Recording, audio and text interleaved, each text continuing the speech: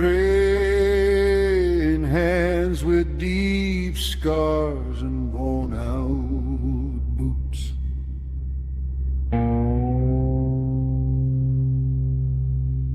Sharpening our knives,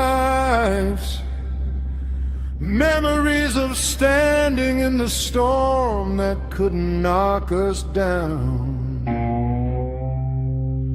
Nighttime falls as phone calls wake the night.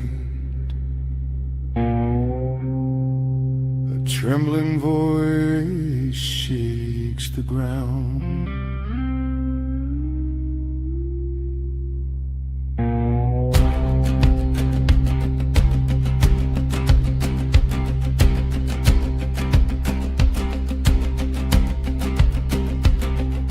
Calling to let us know the beasts of the field are here. The fire in our eyes are lit once again. Our tracker names carry weight and are legit and have grit. They come with a warning label.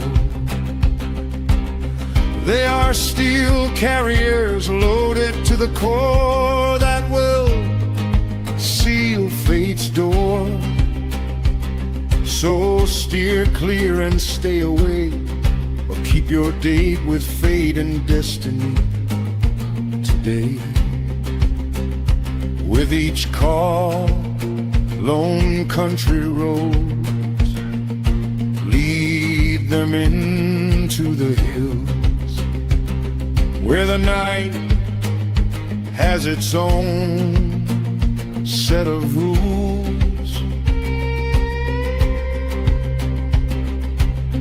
No equal ground, and every sound is not what it seems to be. Colder and colder, the dark gets bolder, moving in to see what it can do. Then it whispers from the dark and calls your name. We are only one call away.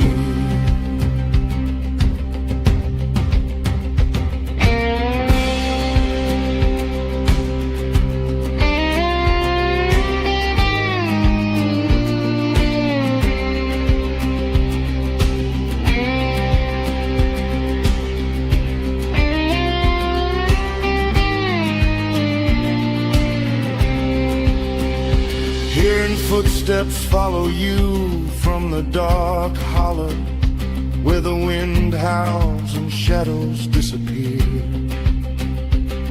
There will come times when demons seem too strong, making it hard to breathe and tell others what you're going through. But we know where you're going, because we had to walk that road too. There is no dusting us, we will track them down today to stop it from coming around. There will be no easy meal found here, just know we know so. Don't count us out, count us in, we're all in. Deal the cards and let them fall where they may. We are only one call away.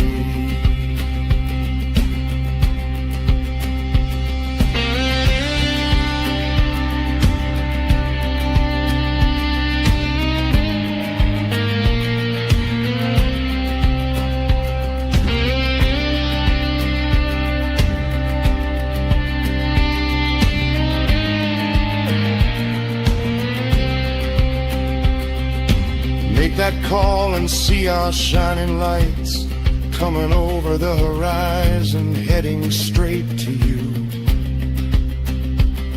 Many friends have asked, how long will you stay with me? We smile and say, until it's over. Look into the sky, it's blackbirds, give it away. Our shooting eyes show its demise. Make a sound for us, speak your mind. Growl to watch our fingers twitch as we zero in. Pulling the iron, for out here there is no room for mistakes and no second place. And one by one we will watch them fall, showing you our love by riding into the night, into any fight for you.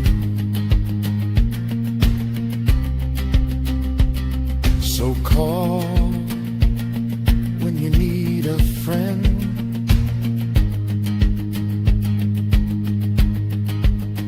and we will be there every time, anywhere, day or night.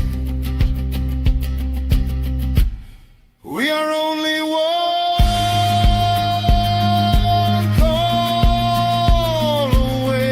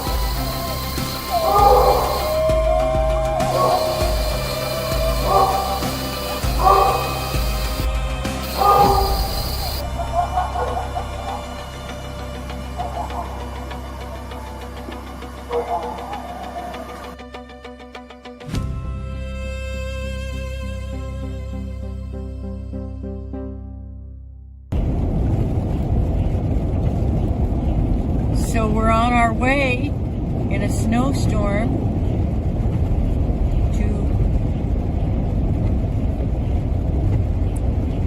go try to find someone that's lost in the woods. Y'all say a prayer.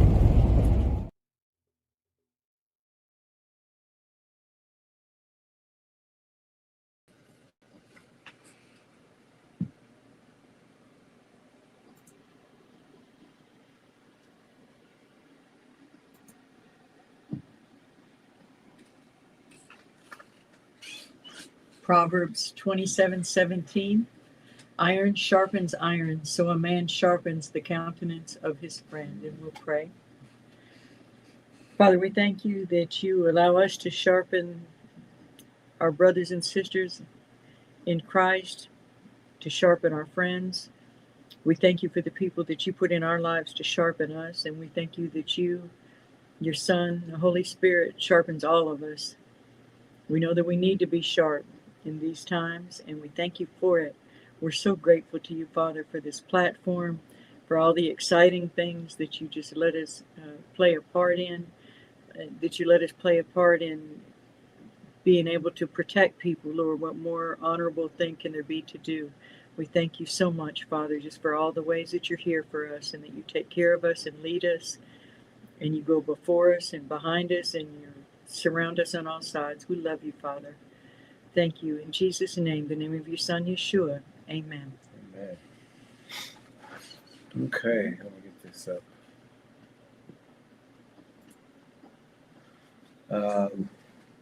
Let's see. Where are we at? 'Cause, we've had in our tracker meeting. We let our trackers know what we've been doing, and we've been kind of busy, but we're making it back around, I guess you could say. We love being busy. Yeah, and we still got a lot to do. There's a lot of things we're working on, a lot of things coming up that's going to be beneficial for everyone as far as the information that's coming up in the future. We have a book signing that's coming up this Saturday. Oh, I don't have the flyer up. You have it? Just 1 second, please. And it's good to see everybody again. We know it's been a while.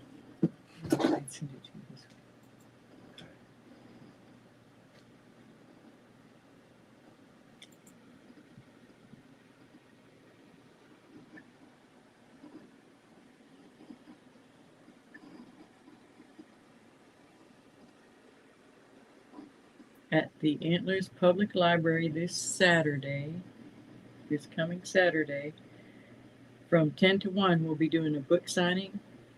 I'm looking for the flyer now. We've been putting it out all week. Oh, I thought you sent it to me. I'm still looking for it.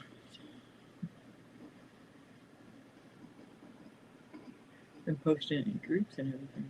Here. And so at the book signing, we will be showing the Bigfoot documentary, followed by a Q&A, and then we will do the book signing. I'm going to go to the library's page. I'm going to use that one that you got. Okay.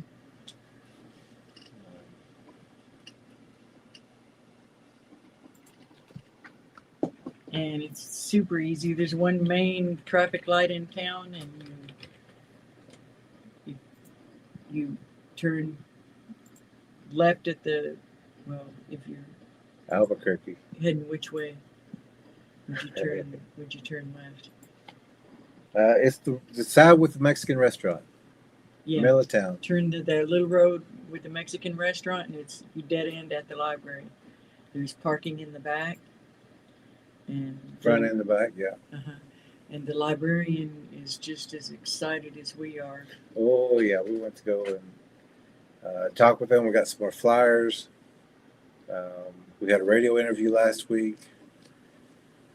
All the librarians heard the stream and were very excited, and we're excited, and there's people in the neighborhood excited, and we've got people coming in. Some from Texas, some from 3-4 hours out. Let me take these off. He's got to remove some photos before we can add more.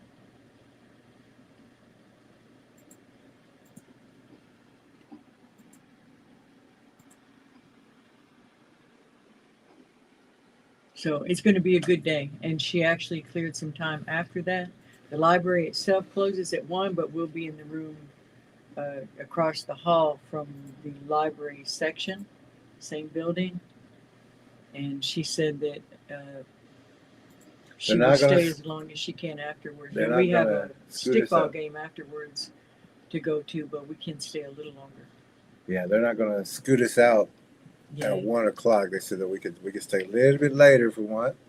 Just know if you stay longer, you got to help us load everything back into the truck. So Yeah, and paint the house, do the dishes, mow the mop the lawn. floor. No.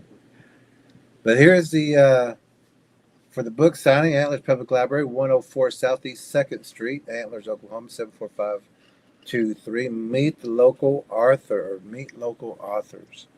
and documentarians Jerry and Ella Williams from 10 to 1 p.m. Saturday, May 16th, 2026.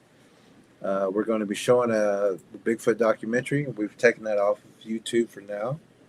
We're going to be showing the Bigfoot documentary. We're going to be having a Q&A, but I think there's going to be some people who want to share some information about things that are happening with them. And we're going to welcome people to share, not ours, but, get up there and share what's going on with you or what has went on with you. But it'll be a good time. We're going to have a Q&A. Ask any kind of question you want to ask. If you went to this is not a conference. It's not a festival or anything. It's a book signing. We're going to have a conversation. Yeah. So if you went to afterwards. any kind of research or any kind of festival, any kind of conference, and you asked any of the book writers or whoever they are, researchers, whatever, if you asked them a question that they couldn't answer, this would be the time to make it here and ask us, and we will give you that answer. Because that did happen to us. We did one vending thing at a festival, and there were people that were coming outside saying, I need to ask y'all because I asked in there and nobody knows. So well, they actually came up and asked us questions, and we just told them. And they said, these guys in here asked that same question. They wouldn't tell me. They didn't know. And we ain't scared to say what we they think. kind of went around it, and we're going, well, that's them in there. Those are the people who are paid to go these things. We're not paid. We're out here vending. It's hot. We're out here in the heat. They're inside with the air conditioner, and we're the one with the answers, and we're the one to give it to you. But we're fine with that. We love how we roll. Yeah. But it was. I mean, we had people at our table just talking to us, asking questions. They couldn't get the answer, and there's maybe 4 or 5 book writers and researchers in there, if not more, and none of them could answer their questions. And we're just having a casual talk and giving them the answers. And they're like, those guys in there, they don't know what they're talking about. So we're excited. We'll have all 3 books plus the 2 Spanish versions, so 5 books total there. I'm going to put them up on the screen real fast. We saw those, Predator, Bigfoot, and the Spiritual Warrior's Path. Ready? Bigfoot Gifters. Monster Spotters, that's for the children. That is, and all these books are also there to check out at the library. And Spanish version, Pa Grande el Predator y el Sendero de Guerrero y Spiritual. Ooh. Y the Español libra, Las Ofrendas de Pa Grande por nosotros Español habla gente. We want everybody to be safer, and so those are the books we'll have. And if you buy 3, we'll cut you a special deal. And it's to make people safer, and that's why we're having the book signing. We also talked to another, we're not going to say the name right now, but we talked to another library who is very interested also to have a book signing there as well, because we are still kind of local in these areas, big surrounding area, 100 miles at least. So we may be at other libraries. Yeah. She said that'll be in September because that's how far out they have to schedule. And also said that the library community is a very small world because they all know each other. They all have a get together, I think once a month or something. I know they get together because I think the Antlers Library was talking about it one time. But we're going to be doing that. So big plans. That's this Saturday. It'd be a great way to meet people in the community or that can get here close enough to get here and talk about what's going on in your areas. And we will be having video and photos of what people say you can't get a picture of or you can't get video of. We have that. And we're going to answer any question you got. And we have got some great people who's going to be there. Good friends, people who's had encounters, trackers. It's going to be a good time. We're going to just have a great time with it. Yeah, we're excited. Yeah. So, And it's a great library. and if you have any questions or if you've had any encounters in the Antlers and surrounding areas, that's included. That's basically including Oklahoma, because it's not real far away, three to Even 4 hours. Texas and Arkansas. Yep, Texas, Arkansas, and those borders, Broken Bow, Durant, places like that. Because we have been in those areas and we have tracked. We know they're there. So if you have any, you may. I think there was somebody who wanted to show us some pictures of what they have. I can't remember who it was. The librarian was saying she has a woman that got very excited about her books and said that she just saw one run across the road recently. She and her husband both saw it. So she may be there. Yeah. So it's going to be. We don't know whether to expect 20 or 75. You know, we'll buy a few cookies as much as we can afford, but eat before you come, and then later you can eat afterward. Between 10 and 1, you should be okay. Yeah, we'll buy water. Yeah, there's just a have lot no of way to people just predict. break the cookies in half and We share don't it want to out. have to clean up all your food. Yeah, So, because I think we're gonna be having to do the I cleanup. grab our bill. Oh, okay. She's getting. Well, I don't think we're gonna need it really tonight. Need it tonight? No, because Okay, yeah, tonight we're We like this guy. we're but he does have a few things that he's missing. He's on the right track. He's doing a lot of good things out there, but we just want to critique it and Answer some questions he has. Yeah. And make sure he's more safe and the people listening to him are more safe. just to keep him safe, and that's our deal. Who was it? That's what I always talk about. We just want to keep people safe, especially everywhere. But we have neighbors around here, people I grew up with, family, and family is some of the hardest people to convince and talk with. Just ask Jesus. Because we all grew up together, but they don't go out in the woods like I do. They don't. My family, they don't want hunting season. They'll go out, shoot from the car, or they got a deer feeder. So that's not what I call hunting. But they'll say, "Well, I've been out in the woods too." Okay, yeah, but have you tracked? Have you looked for those little breaks? Have you looked for that scuffed moss? Have you see that impression? Even a half track, things like that. They don't do that. They walk out. But it's so easy. Once we take people out and show them the patterns, they'll remember it the rest of their lives. Yeah.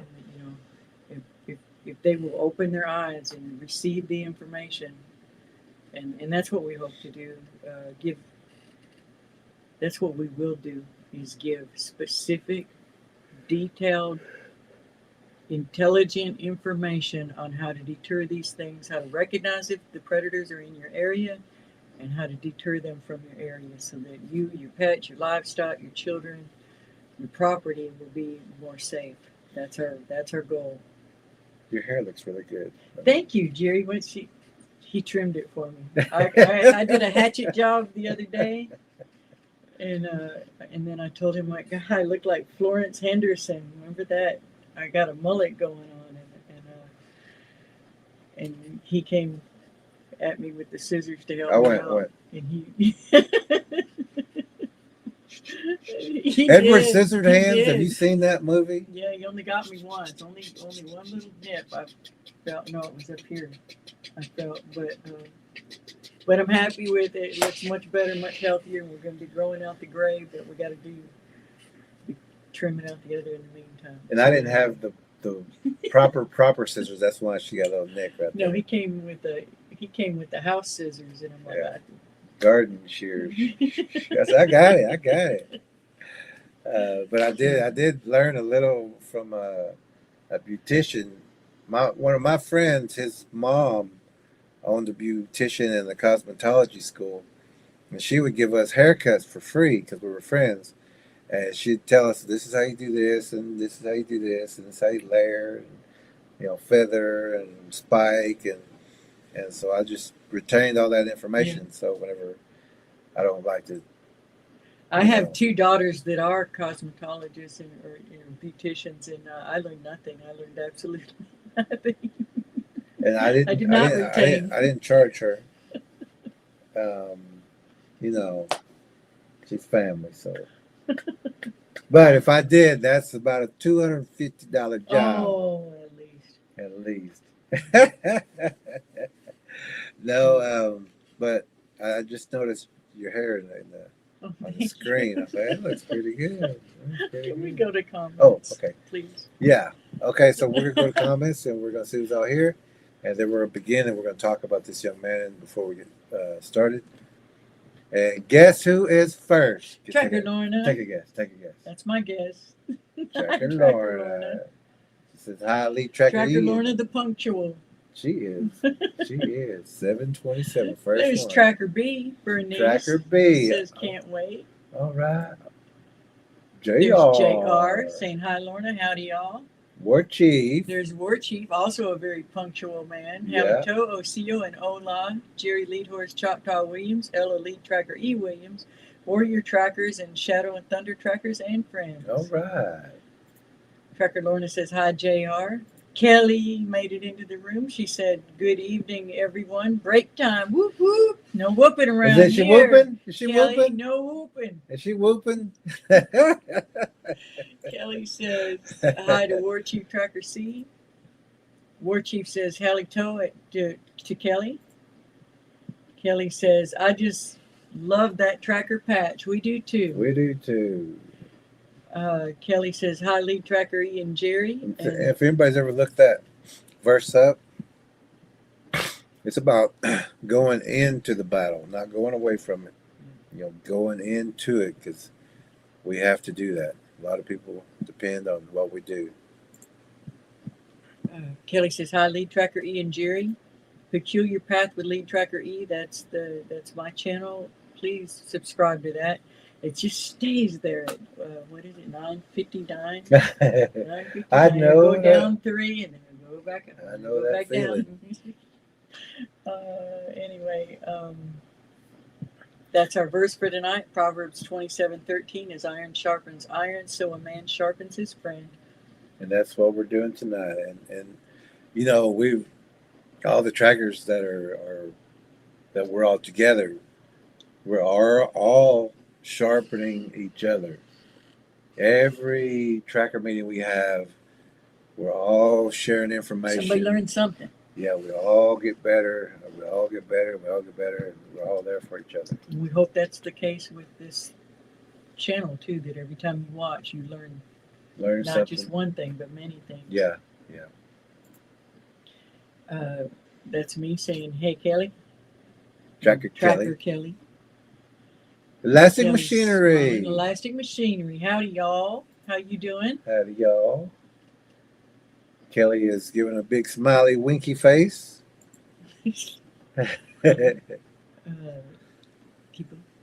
Oh, it says, howdy, y'all. Elastic Machinery. And it's kind of funny sometimes I'll say smiley, winky face and things like that. But, if we was in the boxing ring, He'd take it a whole different way. Yeah, I'd be like, wait a minute. War Chief says, halito at Elastic Machinery. Night Stars is here. Saying hi. Kelly saying hi to Night Stars. Night Stars is saying hi, Lead Tracker E and Jerry. Tracker Lorna says amen. Night Star says hi, Kelly. I said, hey, everyone. Thank you for being here. War Chief says halito at Night Stars. Bernard is here. Bernard says, now my day is fulfilled. Greetings, trackers. Greetings, right. Bernard. Glad Greetings, you're here. Bernard. War Chief says halito at Bernard. Bernard saying hello to Night Stars and War Chief. greetings to War Chief. Oh, okay. Kelly saying hi to Bernard. And he's saying hugs and greetings to Kelly. Kelly saying same for me, Bernard. So grateful to be here. Uh-oh. Bernard saying I'm driving through Wyoming in snow. I've driven through Wyoming in snow like that. Yeah. Boy, it just gets the video doesn't do it justice at all, does it, Bernard? Mesmerizing or hypnotizing. It is hypnotic, yeah. I had to keep looking off the side of the road because every time I looked felt at like it, you're going into a vortex. yeah. Bernard says, felt like I was in space on 18 wheels. Yeah, exactly. Yeah. War Chief says, safe travels, brother. There's Scott. Hey, Scott, we sure hope Scott. you're in and we might see your smiling face and maybe your lovely ladies. Hopefully you'll too. be in Saturday for the Maybe. book signing. I keep hoping. Yeah, she's brought it up a couple of times. I don't know if he's in this area, but. And he says, hey there to War Chief and Lead Tracker E, Jerry and friends. And Kelly says, hi, Scott. War Chief says, amen. Scott says, amen. Tracker Lorna says, amen. Scott says, hello, Kelly. War Chief says, halito, Marine. Bernard says, lovely dude. Lead Tracker E, thank you. Scott says, halito, brother. Kelly says, the book signing is so exciting. We are excited. Yeah. First one. War Chief says, like the first one out in the public like that. He says, how's the food in the Mexican restaurant? It's pretty good, I would say. It is, but it's kind of expensive. Especially for antlers. Yeah, it shouldn't be that much. Usually it's $24 for 2 people. And this one's like $40 for 2 people. But there is another Mexican occasion for us to go there. There is another Mexican restaurant in town too. Yeah. I think they're cheaper. I think. Yeah. But pretty good food. Bernard says blessings are being delivered to you and y'all's efforts. Great feeling. Publicity is always nice. Thank you. Thank you, Bernard. Thank you, Bernard. Wow, PJ Arkansas. PJ Arkansas. Check out her channel. Check her out. And we will be doing a Watching Wednesday on hers, but she's like this man. She doesn't know that. I sent her a message today. Sweet, sweet lady. A genuine person. Really like her channel. Can tell that she's trying to learn and get the information. And we're very excited you're here. Thank you. A genuine person. And you got stuff going on there for sure. You're definitely not crazy. I don't know if you wondered if you were or not. Some people might try to make you think you are, but so glad you're here. And we are going to do a Watching Wednesday on some, maybe your most recent one, but it won't be like some of our older Watching Wednesdays. Don't get freaked out because some of those people just really irritate us because they're giving terrible advice. You're not. You're just saying, what is this? Yeah, what is that? What is and, you're not leading people into danger. So we're really, thank you for being here. And also, if you would like to subscribe to her channel and keep up with what she's doing. Yeah. This is a room full of trackers. It's a tracker channel. A lot of Bigfoot experts are in this room. We all know what's going on. And so you can get a lot of information here. And so subscribe to her channel. If you've been with us for a while and you know that you can help her with some of the things that she may have questions about. Comments. Matter of fact, she said I'd left a comment, but she couldn't see it. So, yeah. But if you don't know what's going on, please don't go give an opinion or a suggestion. Which she hadn't been. Yeah. No. I meant Yeah. someone from this channel. You know, because Right. we're Right. at, We don't want to confuse anyone. no, but if you know exactly what's going on, pebble throwing, what does this, and things like that, if you know, you can help her out. But if you don't know, don't go over there and start giving her opinions or suggestions. Like a lot of people that we don't choose to communicate with would tell her to go gift and go do this and go do that, and that's not a good thing to do. So, Right. Or try to set her up, put her right into a trap. but this is a room full of trackers, And and you would be able to tell in 2 minutes that this is just a genuinely good lady. yeah, you Some will be. people just have that aura about them, and she's one of them. Kelly says, welcome. Welcome, PJ. Welcome, PJ. War Chief says, Hallie Toe to PJ. Bernice says, hey, everyone. Bernice. That's Tracker B. Tracker B. Tracker Lorna says, hi to Bernice. Bernice is saying, hey, Tracker Lorna. War Chief says, Pam, are y'all still having activity on y'all's properties? So on y'all's property. So maybe War Chief already knows her channel. Oh, there you go. name? Oh, PJ says, War Chief, yes we are. Yes sir, we are. Armando. Armando, how you doing? Hola, ¿cómo está? Glad you're here. Bendiciones. War Chief says, Hallie Toe to Armando. Armando. And War Chief says, I met Armando, right? Yeah. Kelly says, I love your new dude. Thank you, Kelly. There you go. Tracker Lorna says, hey, War Chief Tracker C. And she says, hey to... I'm not for hire. Hi to Kelly. Tracker So we have the tracker meeting. Don't everybody line up, get in the chair, and say, let's fix my hair. No. Tracker Lorna is saying hi to Armando and PJ. Or maybe we should be saying Pam. Okay, Pam. Tracker Lorna says hi to Elastic Machinery. War Chief saying Hallie Toe to Tracker Lorna, and Tracker Lorna saying hi to Bernard and Night Stars and Scott. And she says Wi-Fi bumped her off, but she's back on for now. Good. Oh, good. PJ says, glad to be here, and this isn't my channel logo. My channel is PJ Arkansas Sasquatch, Giants of the Woods, and yes, I need all the help I can get, LOL. Okay, so y'all figure that out and get the link, or you can put your link in there if it'll, I'm not sure if it'll allow you to, but you can if you're not a moderator, but you can try to put your link in the chat. We're good with that. We wouldn't let everybody, but we'll let you. Yeah. War Chief says, yes, I know I'm a subscriber of your channel. Okay, good. Okay, good. War Chief subscribes to everybody. He knows everybody. Kelly says, hi, Tracker Lorna. And Pam or PJ, War Chief is one of our trackers. Mm-hmm. And she says, I don't gift, do calls, or knocks. I believe there is more to these beings. That's exactly why we know you're intelligent. Yeah. And she says, hi to everyone who said hi. I'm multitasking, LOL. Well, I was multitasking when I sent her a message earlier today. I was text talking. I heard that message. I sent an email, and I was like, it sounded great when I was saying it, and then I sent it because I'm like, I meant to send it last week to invite her to the book signing. But then I went back and proofread after it was already sent. I was like, oh, wow, she could muddle through that. She did well. Mm-hmm. She was very gracious. Okay. So tonight is fair use, top.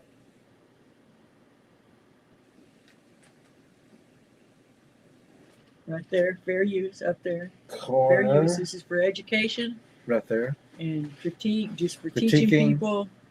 That's our. But we like this guy. We do. There's just a few things that we've only seen this one thing of him, but some people you just get an idea about.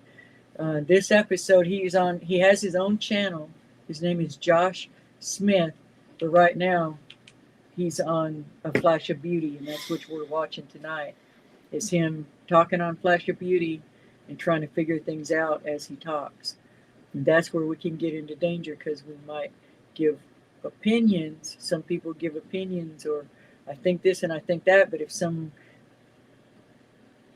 you're given enough information to put people in danger if they don't listen to everything that you've said, and they walk out of the room when you say, well, this and this and this and this, but I don't know, what do you think? When you get, well, if they're not there for the but I don't know, what do you think? Then they collected that other information, and now they pass it on to someone, and they pass it on to someone. So we want to be very careful with our thinking out loud. Do those around the dinner table. Come to the book signing and do it, and we'll talk about it there. Talk about it when you're camping with your friends, but don't get on a huge platform with 30,000, and give a bunch of 37,000 opinions. views. Yeah, that are going to get people hurt. Yeah. Um, Just tell exactly what happened. yes, and leave it at that. Don't Leave it don't at say I think, maybe, possibly, could be. That's where, not on that format. That's what we're trying to say. Yeah. So, but what we like about his channel, and from reading the some of the comments that were on this Flash of Beauty about him, you can tell he's got loyal fans that just think the world of him, and that it's important to him to let people talk and work through their trauma from these predators, and we love that. Yeah. People need that. Just the suggestions that, or the opinions and things like that, I would leave that out until you know exactly what you're dealing with. Yeah. And also, again, to anyone who may need some information, these books, especially the ones for the book signing, the Bigfoot Spiritual Warriors Paths, is on Amazon. And this is for people who try or think about doing the gifting. And this is the children's book, Monster Spotters. So all these books are important information. If you put all these books together, you will know more than any other researcher out there. I can guarantee you that. You'll be safer. And we have Lee Tracker always tells me, don't talk about the book that we hadn't finished, because everybody knows it's been about a year almost. And I'm just saying, don't give them a date. Because but that other book that we're trying to get together and get finished, but we just keep getting busy and other things come up, that it's very, very important that this book gets out, to know more. Even more. That level up even more. We haven't put that information out yet, but some of our trackers know exactly what's we're writing about. And it's not the best thing, but it's important that you know it to keep you safe. And remember that everything is spiritual. Everything is spiritual. All right, so now we got to flip the laptop around. Oh, War Chief said he's also a subscriber of Josh Smith's channel. All right. Good. He seems to be a good guy. We like him. It's just that, well, you'll see, and we'll stop and we'll talk about it. So, well, we won't be dinging the bell on him and getting angry with him. No, he's on the right track. There's just a few little things that are. So we're gonna just turn everything and change and turn off the lights and get everything ready. So give us just a minute. So we're just gonna play this Bigfoot video tracking song, and we'll be right back. Grab your drinks and your snack. Won't take us no time at all. Because there won't be any at the book signing. No. Maybe.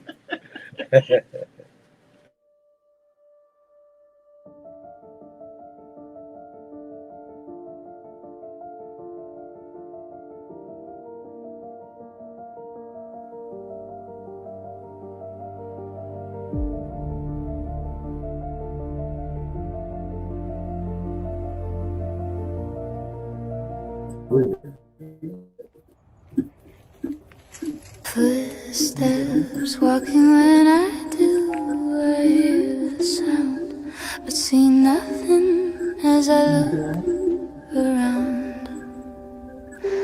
I see many eyes shining, following everywhere I go. Every time I look in the dark, they're looking at me. A foul smell in the air as people walk around without a care. Shadows in the nothing there. A blur passes by, but what do I see? Only that who calls my name from the forest, the same as my father do. My hair stands up on the back of my neck. I feel sick and dizzy now, disoriented, spinning around.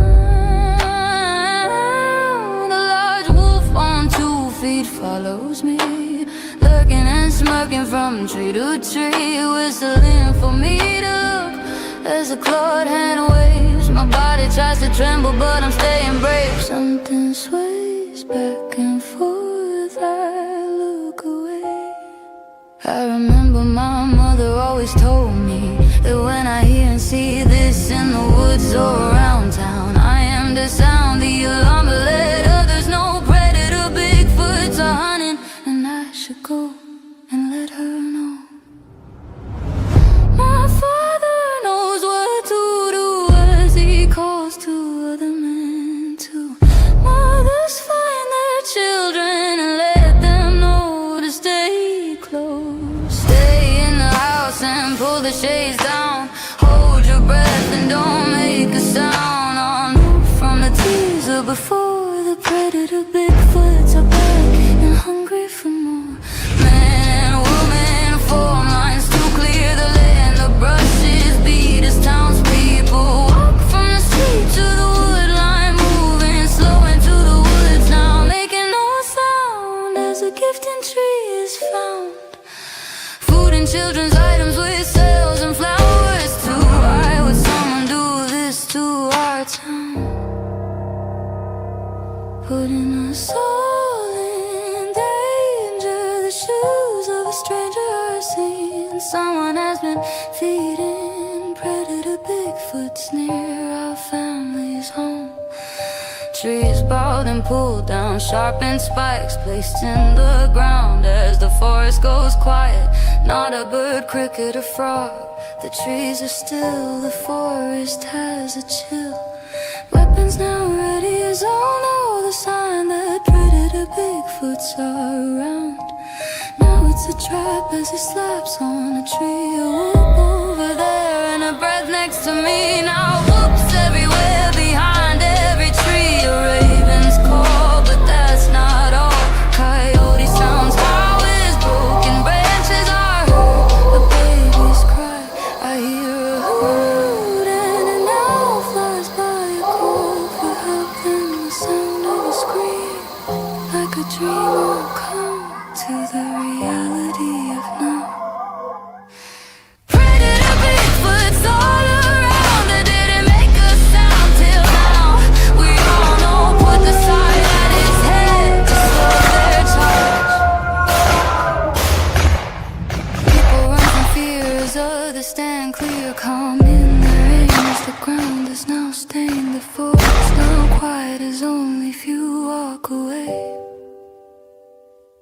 Now we look for the one who gifted the predators our town.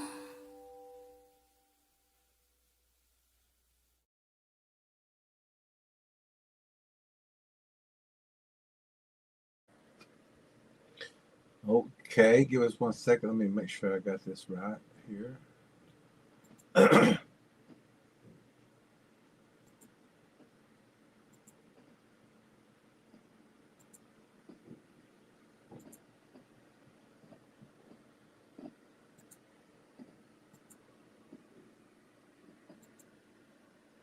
There we go.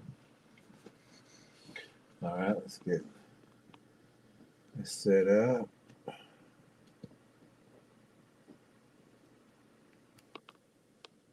About the best we're going to get. Let me get a little closer. There we go. Okay, so this is Josh Smith. Like we said, we like his channel. Seems to be a good guy. We're just going to critique his work. He's got just a few things that we wouldn't do, and a lot of our trackers will, I mean, they know what we're talking about. they will, and also trackers, you can also help out tonight. PJ said, War Chief Josh is a good guy. I love his channel too. And War Chief putting a thumbs up. Yeah, we like Josh too. But we're going to have to critique the work tonight, and you'll see exactly what we're talking about. So everybody bear with us, and we're going to go ahead and begin. I went to start my Forerunner, and the second I put my hand on my steering wheel, I hear mine speak, which that sounds absolutely crazy. Then I'm going to rewind this so I can back it up and turn it up. I know it's so low. I'm going to put it on to about 75 for everybody. I went to start my Forerunner, and the second I put my hand on my steering wheel, I hear mine speak, which that sounds absolutely crazy. I never thought I'd ever experience that, but I hear these three words: I see you, just like that. Was not my voice, was not me. It felt, I felt violated. Okay, so everybody knows what that is, and Well, our trackers. do. our Regular trackers do. viewers, Yeah. Now, if our trackers can tell me what we do to prevent that, Or if it happens. and if you know what page that is on, because I'm looking for it in the book. The mind protection technique? Well, the trackers now, they know. I mean, everybody knows. So Yeah. I was hoping they would tell us. Oh, sorry. Um, Ooh, I know. Yeah, the tracker, he knows. He said, I know. But we was wanting some of the trackers to respond and help us out. Or our regular viewers with the book. Yeah, or the regular viewers, anyone with the book. And also, if you could tell us what page in the Predator Bigfoot and Spiritual Warriors Path book, and as lead tracker he said, in this book right here, what page is, as lead tracker he said, the mind protection technique. I'm going to tilt this up a little bit so it doesn't go out. There we go. It's called the mind protection technique, and what he just described is what we train, what the trackers train, or how they train to prevent this. And Copy. maybe lead tracker will read this to us. This is Don't hit the copy. okay. We'll give everybody just a second and see if you got the answer to what page this is on. Mental silence. Good. Mental silence. And we're going to explain that. It's on Mind Protection Technique in the Predator Bigfoot and Spiritual Warriors Path book.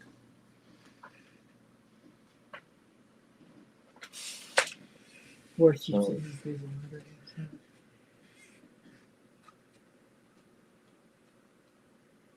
There it is. It starts on page 196. We're not going to read the whole thing because I don't think we will. We'll see how fast it goes. The mind protection technique. The MPT or mind protection technique consists of protecting the mind and body by stopping outside frequencies or influences from entering the open mind, in parentheses, see thresholds, another section of the book. The predator Bigfoots and their hybrids count on people not knowing how to protect their own mind from invasion. Invasion of the mind consists of projecting words, images, and emotions to unknowing and unsuspecting people. This predator projection is commonly known as mind speak. Mind speak is when the predator Bigfoot hybrid or demon has made a mental connection to a person. The unknowing person begins to hear voices, short word usage, or phrases. Images of other people confuse, lead, or disrupt clear thinking to enable the predator to feed upon a person through the mind or the physical body. Do not allow this to happen. Protect yourself through prayer, the full armor of God, and by practicing and using the mind protection technique. When a mental connection has been made, it is indicated by thoughts that are not that of the person affected. There may be actual voices inside or outside the affected person's head. These may be visions, projected images, or nightmares. They may include intense emotions such as fear, anxiety, despair, lust, or anger. But the tricky part is they may not always be negative emotions.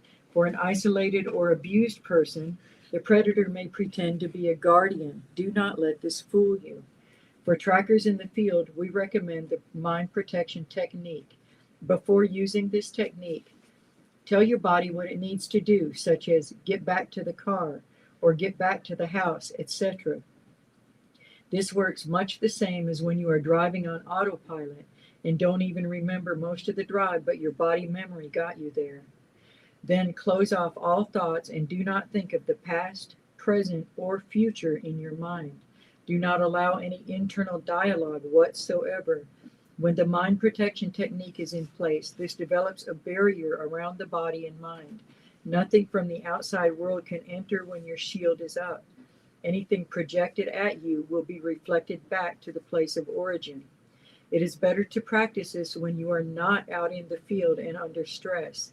As you go about daily routines, practice having a silent mind. This is not the same as open-minded meditation, which can be dangerous. It is the opposite. Neither of these things are a believer's prayer, which is communication between you and the one who made you, Almighty God. Always start with that. Be sure to follow through at home with any completion steps needed to close off any doorways opened. Do not allow yourself to dream when you go to bed. We are particularly vulnerable during our dream state. Pray the Lord's protection over yourself before you sleep. Tell your body, do not dream. It will take practice, but you can do it. If you feel yourself falling into a dream, wake yourself up or pull yourself back out of the dream. If you do dream or have a nightmare, wake yourself up or say the name of Jesus, Yeshua, and it will stop the dream. If you wake up, get up, wash your face, use the restroom, pray, and do not go back to sleep in the same location or position. Move to another part of the bed and sleep on the other side of the body that dreamt. Change the position or sleep on your left side. If you just roll over and go straight back into sleep, you will just start dreaming again. Control yourself, your body, and your dreams. Just as you should carefully protect your physical points of entry into your home or dwelling, you should also protect your spirit and mind from any points of entry. The areas mentioned below are not all inclusive, and some are not always a problem, but they can serve as a starting point for investigation. Reflect on the list below and decide if you have any threshold breaks which need to be mended. And that goes into the next chapter, where we talk about threshold breaks. So what happened to Josh was and a lot of people do this because they just don't know that you have to have control of your mind. You have to also have control of your body, but your mind, if you leave it open, these things will try to communicate with you. And there's so many researchers out there who give people the wrong information. You know, they'll say, go out and try to talk to her. Go out there and try to communicate with it. Go out there and tell them, I'm not here to harm you. I'm just here. I just want to pass through. Thank you. Yeah. You know, that kind of thing. If you do that, you're inviting that demon, that thing, to get into your mind and make a connection with you. And that thing can stay in your mind and communicate with you. And it will eventually tell you some of them are good and some of them are bad. Mm-hmm. And when that happens, it's going to confuse people. It's going to confuse whoever has let these things in that mind. And like he said, he felt violated. These things don't have permission to invade someone's mind. But if that person doesn't know how to protect their mind, or if they openly dream, and like we talk about, don't be dreaming either. Dreams are worlds. They're real worlds. People die in dreams. People get lost in dreams. These things, People get negative spiritual attachments in dreams.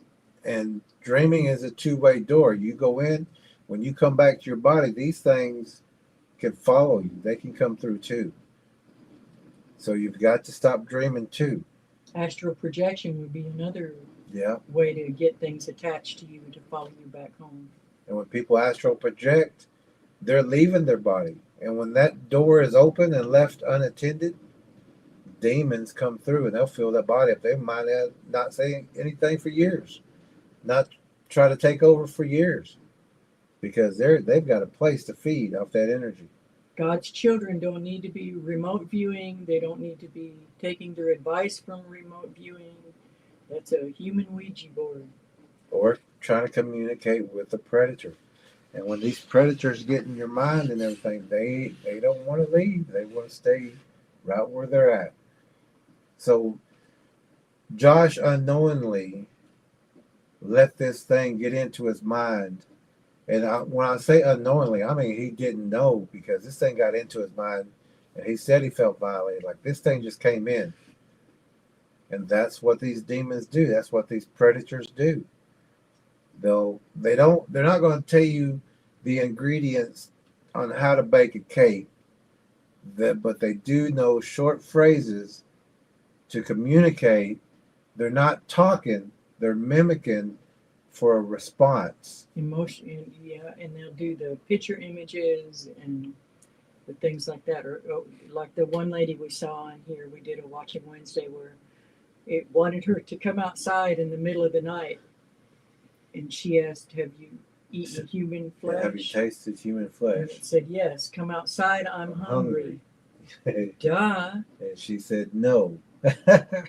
But until then, she was all about being a Bigfoot lover. And really, even after that, and a lot of times people would justify it in their mind. So they might, like, not saying this in Josh's case, but I felt violated. I felt scared. I was nervous. But then they go start talking to these Bigfoot gifters and these bad advice people, and they'll convince Go to those them, conferences.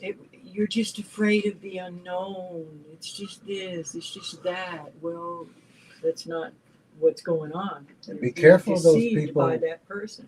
Yep, be careful of these people when you go to these conferences, because it's nothing to them. They just want what's going to happen. They'll say, go feed it, go communicate with us, and tell me what happened. Every day, call me and let me know.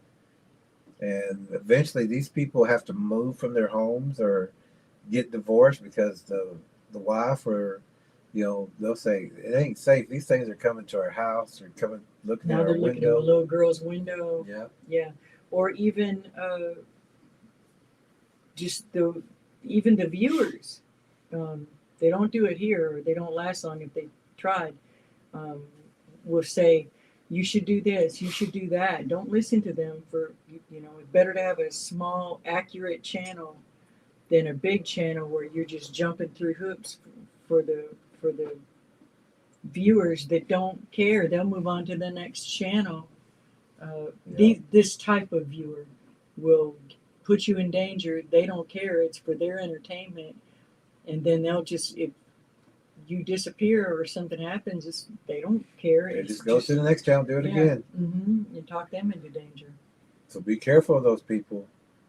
And if they're saying that they have communications and they're interacting, show everybody, the video. If y'all having tea and cookies. Right. Rubbing each other's back. Yeah, giving each other a Cranial massage. Like that guy said. That was another Watching Wednesday. But they don't have that. He was terrified the night before, but the next day he justified it and made a joke out of it. It was just a cranial massage. Instead of this thing had its He was hand. about to pop his head off. Yeah. And he panicked and hit the alarm. But So it's no different than a demon that presents itself as a cute little kid. oh yeah, these things know how to act shy. Sure, any kind of predator. Don't be afraid of little old me. They'll put their hands up and act scared and nervous. But those little ones can tear a person up too. They're powerful. There's a woman that's not far from here that a lot of people count on her for information, and she thinks that these things are her protectors, and she leads a lot of people astray. Yeah. It's very dangerous, and that's the purpose of watching Wednesdays, is to fight back that narrative. And also, like one of our trackers 888 will tell you, form equals function. Big, powerful, sharp teeth, sharp claws, Stronger, faster, uses weapons, throws boulders, can mind speak. can mind speak, can trick you, can lure you. You know, these things. You can be married to somebody for 40 years and you might know what they're about to do out of habit, out of pattern, but they're not putting their voice into your head. Yeah. That's not a natural thing, and it's not a good thing. Yeah. So this guy Josh, and with everybody though, you've got to practice that mind protection technique, especially before you go out in the field. Like Josh, before you go out and know where these things are, you know, in the habitat area, protect yourself. I mean, not just physically, but protect your mind, because these things will be trying to see if you got an open door, if you got an open threshold. And if you get that in your head, you're open. That means anything can come in there. You're not protected. And cause confusion and disorientation and bad decisions. Yeah. So let's listen to Josh again, and then we'll start. You know, he's We're 4 seconds in. and he's telling everybody what happened. But if he had this book, Prayer to Bigfoot and Spiritual Warriors Path Handbook, if he had this one before he went out and did this, he would have known about the mind protection technique, how to prepare before he went out there, and this would have never happened. I hear mind speak, which that sounds absolutely crazy. I never thought I'd ever experience that, but I hear these 3 words: I see you. Just like that. Was not my voice, was not me. It felt, I felt violated.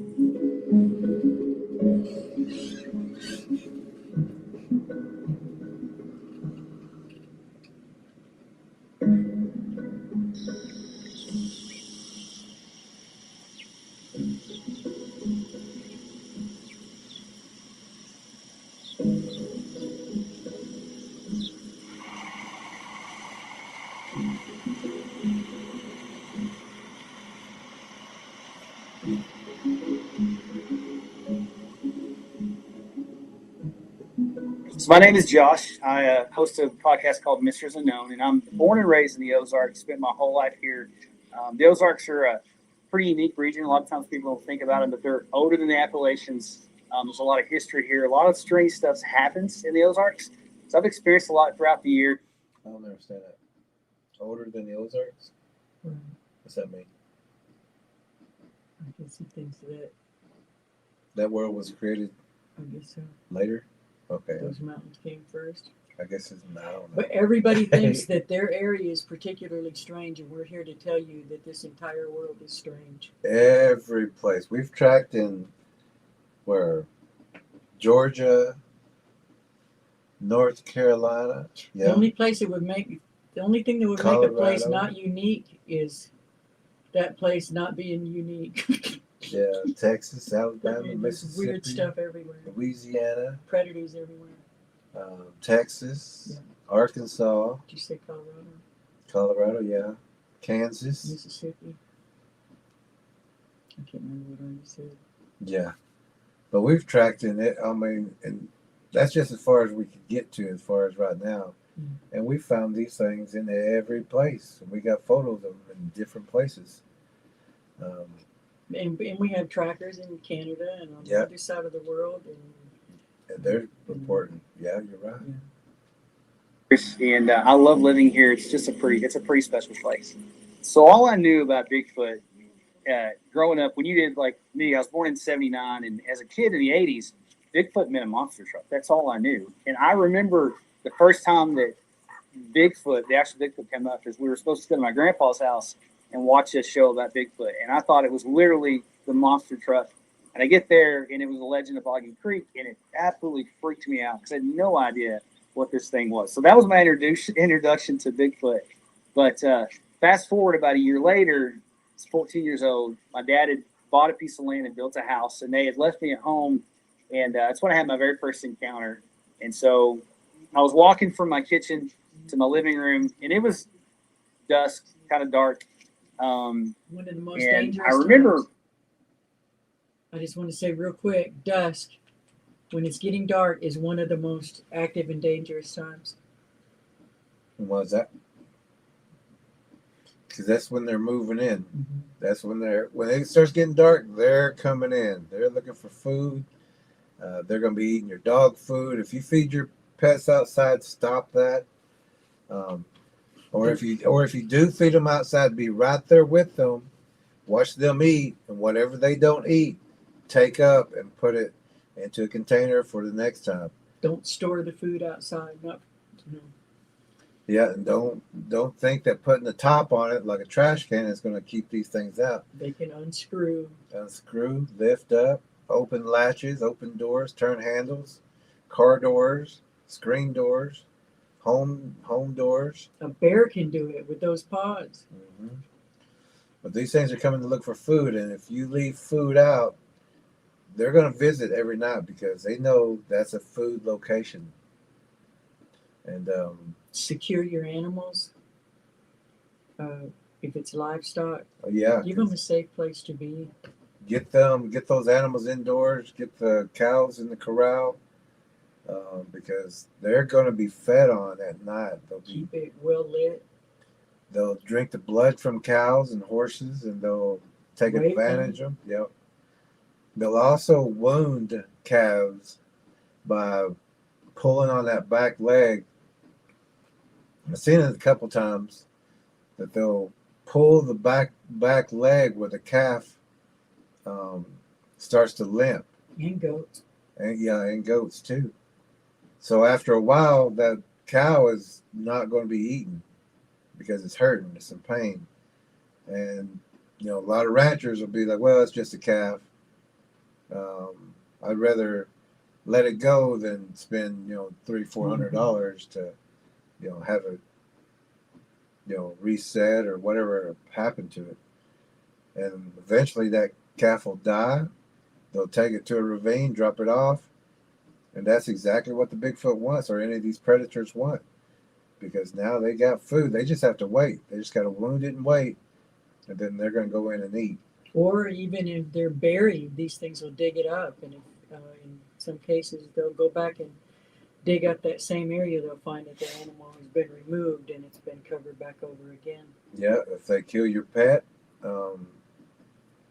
very cunning. You bury that pet, it's going to get dug up. It's going to be eaten by these things, and they're going to rebury or put that dirt right back. They also do this in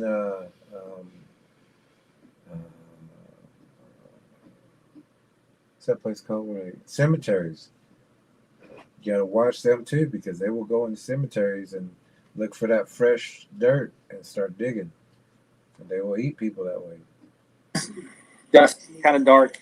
And I remember walking up to the sliding glass windows my dad had, and it was really rural. There wasn't a whole lot of houses around at the time. And I look over to the right, and there's this black figure standing about, 50, 60 yards away. And I'm just stopped dead in my track. It's one of the things we talk about in the yard, in the book, is the 50-yard no disturbance line. No disturbance line. It's pretty common. And actually, they're moving in closer now, but they try to stay about 50 yards out for the most part until they're advancing in. But when you're camping or something like that, go at least 50 yards out before you say there's nothing around here. Yeah. Or 50 yards out from your home before you say there's nothing going on. I don't have a problem. That no disturbance line, it looks like there's nothing wrong, but go a little further out. go a little further out or go a little bit into that woods, and you're gonna start seeing bows and pull down trees and broken trees and snap trees. That's where you want to catch the problem, when it's out there and before they move in closer and closer. And the less that you pay attention to them, they will keep coming in. And I don't know how many people has missing pets, but they will blame the pet. They will blame the Rottweiler Rottweiler, or the Mastodon, huge Mastodon. Mastiff. Mastiff. That's real too huge. But the Mastiff or the the huge German Shepherd, they would rather blame it on a chipmunk, taking that huge German Shepherd or a blue jay, than blaming or knowing that a Bigfoot or a walking wolf or They really stretch your imaginations to blame anything else except the big. let's say a squirrel must have took that Mastiff. Yeah. Let's say a chipmunk, I think, took the Rottweiler. They will blame on everything else, but you say Bigfoot, they're like, oh well, or they'll say, I didn't want to say, or it's okay, especially around trackers. You can say Bigfoot. You can, we know what it is. We know it's out there. We know it takes pets. We know it takes livestock. We know it will kill your horses. It will make it look like. You have to look at the bruising, what happened. Was the neck broke of the horse? Was it suffocated? Was the skull crushed? Was the insides taken? A coyote's not going to break the skull, but people will say, I see a whole bunch of coyotes on it. Yeah, afterwards. Yeah, totally different kill pattern. Yeah. And they'll leave things like that to draw in coyotes, to draw in more food. So now they have more food. They don't just have the main course, they got appetizers. Now they got coyote meat. Now they got even if a skunk comes in or something like that, some other kind of animal. These predators survive by manipulating everything around them to look like something else did it, or that it was natural. Mm-hmm. They don't survive on being standing out, being noticed. If they do that, they're either so extremely bold that they just don't even. They're not worried about you at all, or they're trying to lure you. Or they're getting ready to take you. Yeah. Be a decoy, yeah. And so many people just don't understand. Years old, didn't know what this thing was. Thought it was a person, and so to my horror, this thing came up to the back deck of the house. And what's strange about that is it glided up. It didn't just walk. Two things are weird here. I mean, of course, if you've seen these things, they don't bob up and down like a man does. A man will walk like this, and you got a little bob. Your legs go up, foot goes up. But these things, it's their legs that drop and go out. Like the foot will come out and have an extra drop. And it's just, if you look at it, and you look at those shoulders, they're all about the same whenever it's moving. But if you look at the legs and the feet, it'll take, and right before it drops, and like we would go like this, but it goes a little one step out further and lands kind of smooth. It's like an extra out. Some would even call them graceful. Some have called them graceful. And they move smooth like that. But not just seeing it, but he's saying this thing come up to his back porch. It was 50 yards out. Did he say it came up to the back porch? Came up to his porch, and he said what was weird is that it looked like it glided. Yeah. The weird part to me would be that he didn't shoot at it on his back porch. Well, he was a kid. Right? Oh, let's check it out. thing like came up to the back deck of the house. And what's strange about Nobody was a kid. right, and there's this black figure standing about, I don't know, 50, 60 yards away. And I'm just stopped dead in my track, 14 years old, didn't know what this thing was, thought it was a person. And so to my horror, this thing like came up to the back deck of the house. And what's strange about that is it glided up. It didn't just walk. There was no gate. It was like it glided up. Biggest thing I'd ever seen, just broad, massive black thing standing in front of me. And I locked eyes with this thing and I froze. Didn't know what to do. I'm standing there. But the thing that sticks out to me about this thing is there was just pure hate emanating from this thing. Like I knew it hated me. That's one of the things I remember. But as I'm standing there, this thought drops in my mind to go get my dad's shotgun. And so it was a 410 shotgun. It was upstairs. So I don't know why that popped into my head, but I just knew I had to go get my dad's gun. Not that it would have done anything, but so I go upstairs, I get it. My dad had told me as a kid, if you ever get threatened, load a shotgun, they're going to leave you alone. Nobody wants to mess with that. So that's what I did. I came downstairs with a single shot shotgun, and I put it's probably birdshot, buckshot, put it in there. And as soon as I clicked the gun, this thing turned around and just glided off into the woods like it was nothing. So that was my crash course into Bigfoot at 14. And So he could tell that this Bigfoot was horrifying, that it was not natural, and that it hated him. Those are all ways you would describe demons too. But Yeah, if you've ever looked at a demonized individual in the eyes, it's just pure hatred. It's just like you can't even. Was he was inside the house? He was 14. He went I on- think he would no. Well, he said he looked out the double glass doors. I seen this thing just standing there or coming up to it. Mm-hmm. It was 50 yards out, and then it glided up, which I don't know if he means like floated up. He didn't see its legs moving.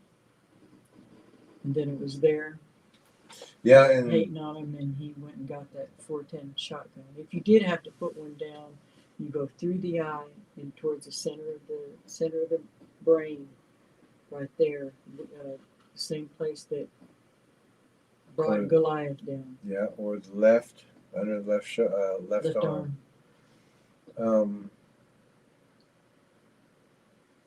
You know, when people see these things up close, it was so cute, so cuddly. It smiled and asked me if I wanted some cupcakes or some cookies. Or when they see these things and how the face is shaped, it's not a good sight. So when people say that they're having interactions or relationships, You're some of my best friends. they're not up close to these things. They may see those things, shadows in the tree line, or they may be gifting it and then walking back, and then they see the outline figure of it, but they're not up close, face to face, seeing what these things look like. These things, and that's how we, train with the trackers is, you got to think about the biggest, snarlingest, droolingest, sharpest teeth, angriest, meanest looking predator that you could possibly think of. So whenever you actually do see these things, it's less than what you've already trained for. But when, like, he was 14, seeing it for the first time, his first thought was get the gun. And if these things were good, which a predator is always a predator. That's all it is. A predator is a predator. Form equals function.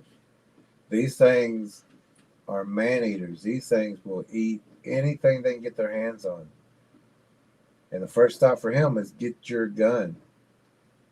So he didn't have a connection with this thing right now.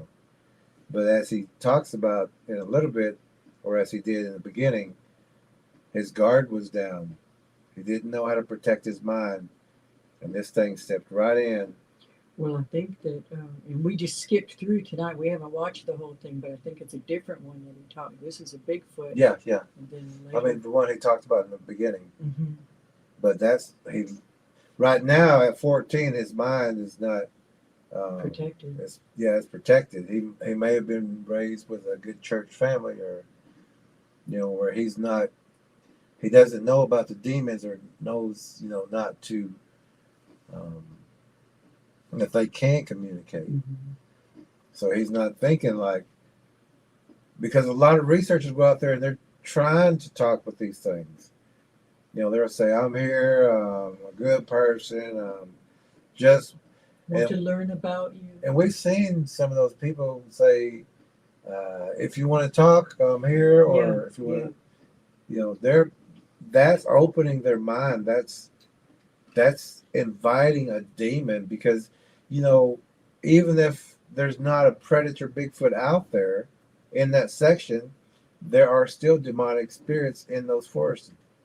And so while they're over there trying to get these things and they're inviting these demons and demonic spirits, because there are things out there in the forest that And we in don't see. homes and with their ghost Homes, boxes. And yeah.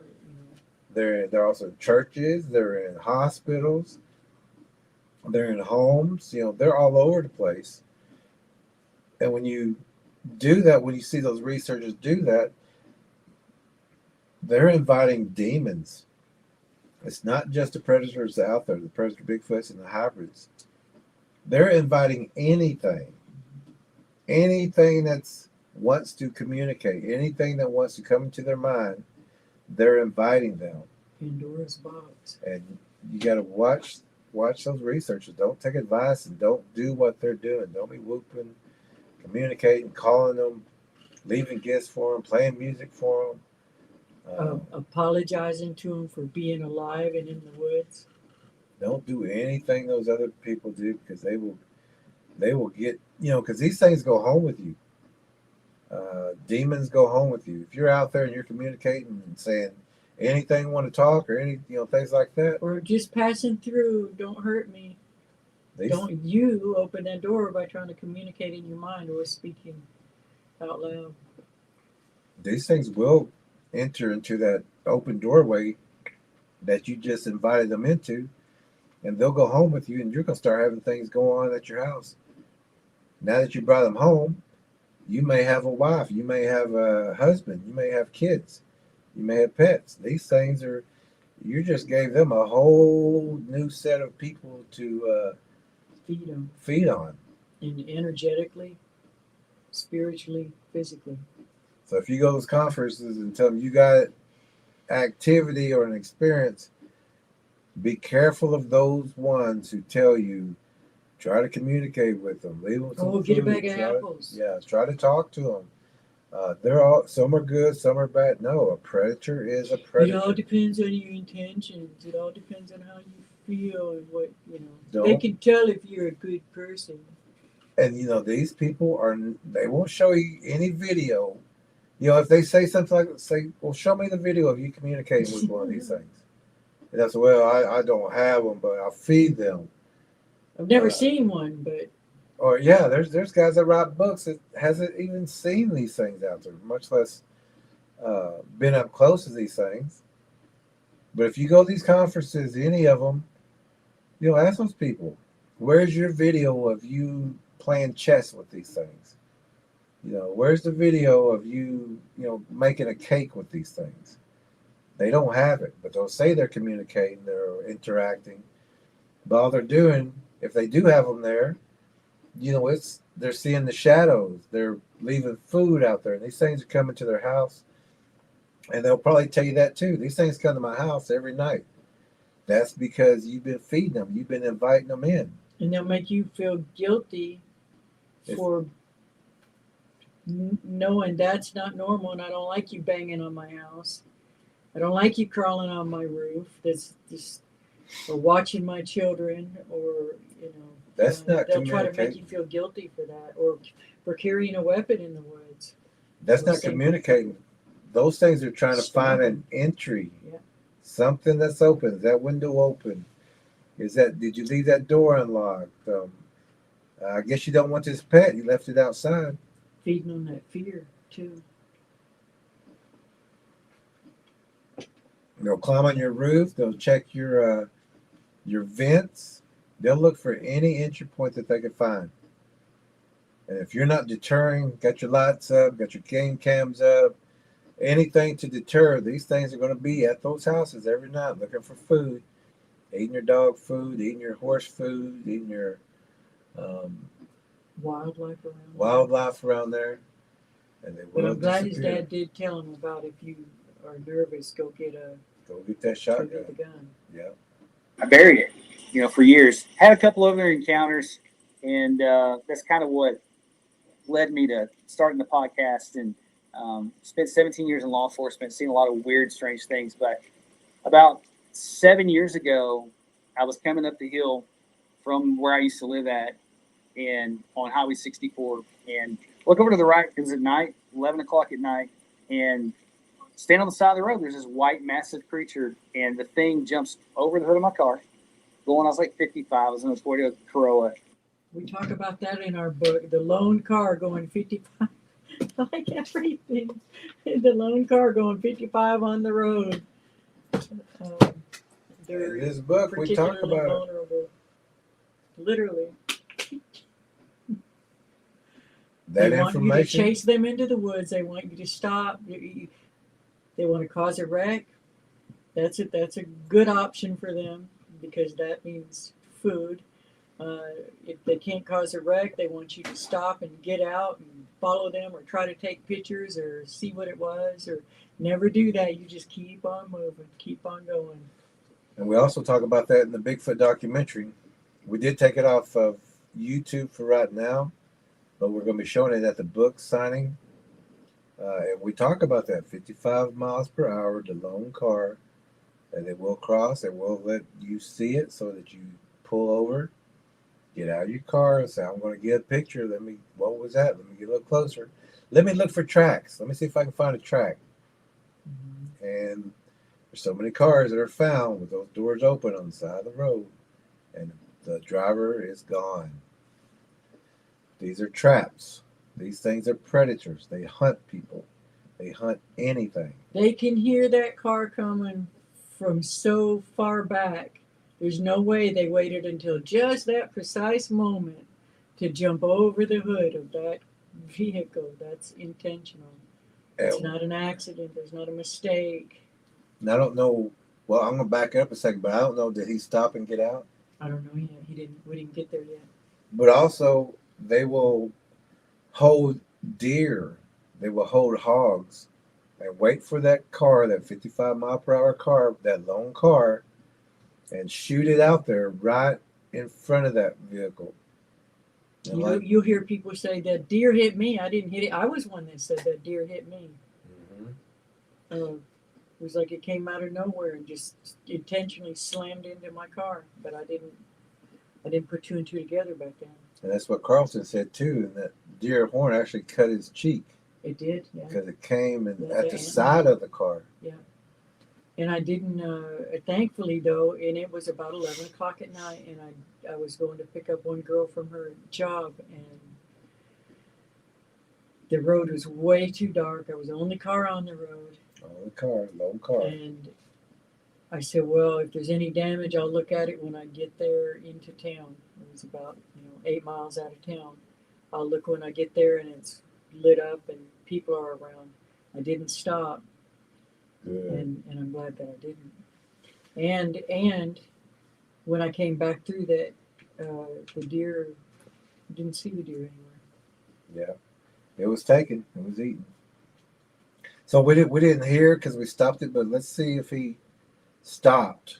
Let's see if he wanted to see what that was, because a lot of people do that. There is one famous one with the police who whipped around, went back there and stopped and got out. Mm-hmm. And they have that on video also. They've even been known to throw turtles at a windshield. Or throw turtles, throw birds, everything. Stop that car. On the road, there's this white, massive creature, and the thing jumps over the hood of my car. Going, I was like 55. I was in a Toyota Corolla, and it took one step and was off into this ravine. I knew the ravine. My uncle had built a church there, so I take off down in there. The thing about it is strength. There you go. He did exactly what this creature wanted him to do. What we tell you not to do. He went after it. Don't go after these things. And that's a trap. That's a decoy. That's to lure people. That's to pull them down into a secluded or a hidden area or just off the side of the road. They want you out of the car. Not everybody that does that comes back. Yep.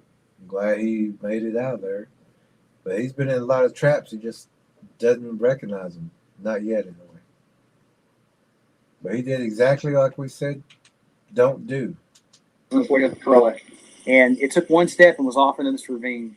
I knew the ravine. My uncle had built a church there. So I take off down in there. The thing about it that's strange is there was no footprints, no trees broken, nothing. And it was massive. It took up the whole windshield of my car. And what's strange about it is I had buried all these other encounters. And after that happened, all these memories started to come back. And I had all these things pop up. And so I was talking to a buddy of mine. He's like, man, you got to start a podcast. So that's kind of how all that came to fruition and happened. And here I am. So, you're a trained observer. So you notice things that probably other people don't. You look for patterns. You look for what we call trace evidence. I'm always trying to think one step ahead, trying to figure out what's going to happen. So it changes your perspective on how you see the world. And once you kind of know what's out. He didn't try to think one step ahead on that time, but he maybe wasn't a cop before then. But even police, you could, first responders, things like that, being a trained observer has nothing to do with what these creatures are doing. You're not the first cop. You're not the first ambulance. You're not the first military. Hunter. You're not the first hunter that these things have encountered. They know your patterns. They know what you're going to do before you even do it, because they've been doing this for thousands of years. And like we tell everybody, that may be the first time you've seen these things, but this isn't the first time these things have seen humans. Mm-hmm. So, and we tell a lot of people too, even the military trackers, police, regular trackers. We had conversations with people who actually track for, like penal places. If they have escaped convicts, they track them. And they still didn't know what we knew. The spider webs, the underground burrows, tree to tree, things like that. The police don't know how to track. None of them are professional trackers. You can even talk to them. When they go out, they got a flashlight. They're looking here, and we've seen this be done. They got a spotlight just flashing through, looking at. Around here, they won't even come to some of the areas that people have started because there's been so many predator Bigfoot interactions and sightings, and that they have to say it's a prowler in the neighborhood. And because if they hear that it was a Bigfoot, they don't come out, and it's not because they don't believe. It's because they know they don't want to run into it. Yeah. And even if you call them out, they're just going to drive around for a second, flashing a light, and they're going to leave. Well, I didn't see anything. They're not going to get Which out. We don't want them to go in the woods chasing down the, No. But, saying you're a trained observer, you're not a trained tracker. That's for human predators. Yeah, you're thinking human. Yeah, like you're saying. Criminals.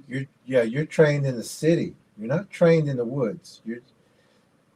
Police are not trained for the woods. They're trained for city, urban things. And even in the urban areas, they're not trained for what these things do. Scaling walls, hiding under the underpasses. Translucent, in the dumpsters, waiting for people in the dark alleys. Fangs and claws. So they can say they're trained, but they're not trained for these things. You have to. We're going to be having tracker courses coming up pretty soon. I advise everybody to take that course just so you can get trained at what we do, and you'll be able to see, like, his patterns and things that he's looking for are not the patterns that these things use and do. It's a good start, but there's a lot more to it. There's a lot more to it. Out there, everything changes. And then when you put Bigfoot in the mix, it changes everything. And I've got really severe ADHD, so my brain's just always going, and I notice things people don't, little details and things. So it did have an impact on how I saw things and how kind of I approach the way this stuff is and the way I look at it. Kind of opens up your mind, and you're kind of more open to. Right there, he just said, and I don't know if it's the medication he's taking because he said he's got severe ADHD. I don't think he's Don't know if he military. is taking any medicine. He's a cop. Or he was one. Yeah. So I don't know if it's the medication or if something happened. But he just said he's got an open mind. He said it opens up your mind. And whether that's taken generally or out of context, using just those words right there, it opens up your mind. And when that happens, these things are going to flood in. These predators are waiting for that open mind. And when you walk out there in territories that they're at, and you got an open mind, they're going to be trying to communicate. The way this stuff is and the way I look at it, kind of opens up your mind, and you're kind of more open to believing in things that maybe the public won't, most people won't, because you've experienced so much. So I'd say that's probably the biggest impact it's had on me and how I see things and how I look and approach. So I think that there is something to being. Oh, I hate that. I think. If someone says I think, or It's somebody, his pet peeve. it is, and we talk about this all the time. People say, I think, I heard, maybe, someone said, Possibly. Could be. The Indian said, Might be. might be. If anybody starts off with that, I mean, I know we're going to listen Take it with to a grain of salt, as they say. I know we're going to listen to the rest because we need to hear this. But like for me, if somebody says, well, I think, I just quit listening to them. Because if you say, I think, or it might be, or could be, that means you do not know. You do not know if you start off with the words, I think, or maybe, could be, I heard, someone said, it should be. That means you don't know. So if you got a platform of 37,000 people and you start off with I think, don't say anything else because there's people listening. You say, this is what happened. Yeah, and let them, they're safer making their own judgments than him making an opinion or a suggestion. So again, take this with a grain of salt. If they say I think, which he just did, that's why I stopped it. This means that he doesn't know. This means he's going to try to put something together. He's having a conversation with himself, basically. He's doing all his thinking out loud. Yeah. As he's trying to figure it out, but there's people that'll come and take what he's saying for gospel. That's what we're saying. Yeah. That's what gets people into trouble. The way this stuff is and the way I look at it, kind of. And also, he says the way he looks at it. Mm-hmm. So this is just the way he looks at it. This is not factual because he hasn't put two and two together yet. So we want you to be careful when you listen to podcasters that do this, or group leaders, or just anyone that does this. Yeah. Be very careful. Yeah. Opens up your mind, and you're kind of more open to believing in things that maybe the public won't, most people won't, because you've experienced so much. So I'd say that's probably the biggest impact it's had on me and how I see things and how I look and approach them. So I think that there is something to being tagged with these creatures. And I think that once you have had an encounter, you're marked in a way. I don't even like to use the word. People say that, but we're all marked. He just said, I think everyone, you're marked. I think you're everyone marked. Is marked. Either you're marked if with you have God? Seen something, yeah. Or you're if marked you with the devil. have seen something once, it's like a hunter that's going to look for rabbits. You might not notice a deer or a duck or another animal because he's focused on rabbits. So that's why people tend to see more things if they've had the experience and they've seen the thing once. Now their eyes are looking everywhere for that thing. If you if you need a pair of red shoes, you're going to zero in on red shoes and not who needs a pair of red shoes, but Oh. you're going to. But that's another podcast. No, you're going to be focused on that one thing. You're going to notice Wizard it of Oz, more, that one. right? The Yeah. Wicked Witch of the Well, West. you get my point. East, West. They need red shoes. But it's not that you're marked. It's not that you're special. They'll Yeah, these you're not these beings special. will eat anything that they can get. These predators, these spiritual and physical predators, are just looking for opportunity and the right time. And it's not just that you have a mark on your head, a glowing mark on your head. But Your I'll, kid may not be. They're going to be just as vulnerable. You see what I'm saying? They're not the only people that these things are trying to attack. Some people are just oblivious to it, and so people that think that they're marked just aren't oblivious to it, like the rest of the population that's, playing games, watching football, doing whatever, listening to their music, got their earphones on. They're not gonna notice as much. So it's not that it's marked; it's that they're noticing things. so this guy starts off with, I think. And then it goes into, I think you're marked. That means you don't know. So the next person coming along is going to say, "I'm marked." I'm marked. This guy said, We hear that a lot. That phrase. No. Now, if you're open-minded and you let the demon into your mind, You're easy prey. you're going to have a connection, because it's not leaving. Once it got found that open door, it's not leaving until you shut that door and kick it out. And you got to do that with God. You got to do that with Jesus to get that thing out. But that's one of my, like you said, my pet peeves. When somebody starts off with I think, or it may be, should be, could be, would be, I heard, that means they don't know, and they're about to say something that they have no idea what they're talking about. And he says, I think. They goes, well, I think you're marked. You don't know. So just leave that part out of your interview. Just tell us what happened, what you did, and what caused it. Don't put your opinion in there.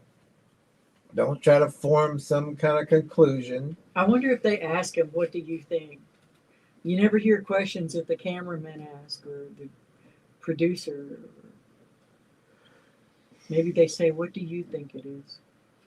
Which would be stupid for In somebody. which case, you should say, "What I think is not important. What I know is what I know is, this is what happened. This is what's going on. This, Don't say, well, I think for I a was. platform like this, I it should can have get a brought lot some of people. bananas. I should have brought some.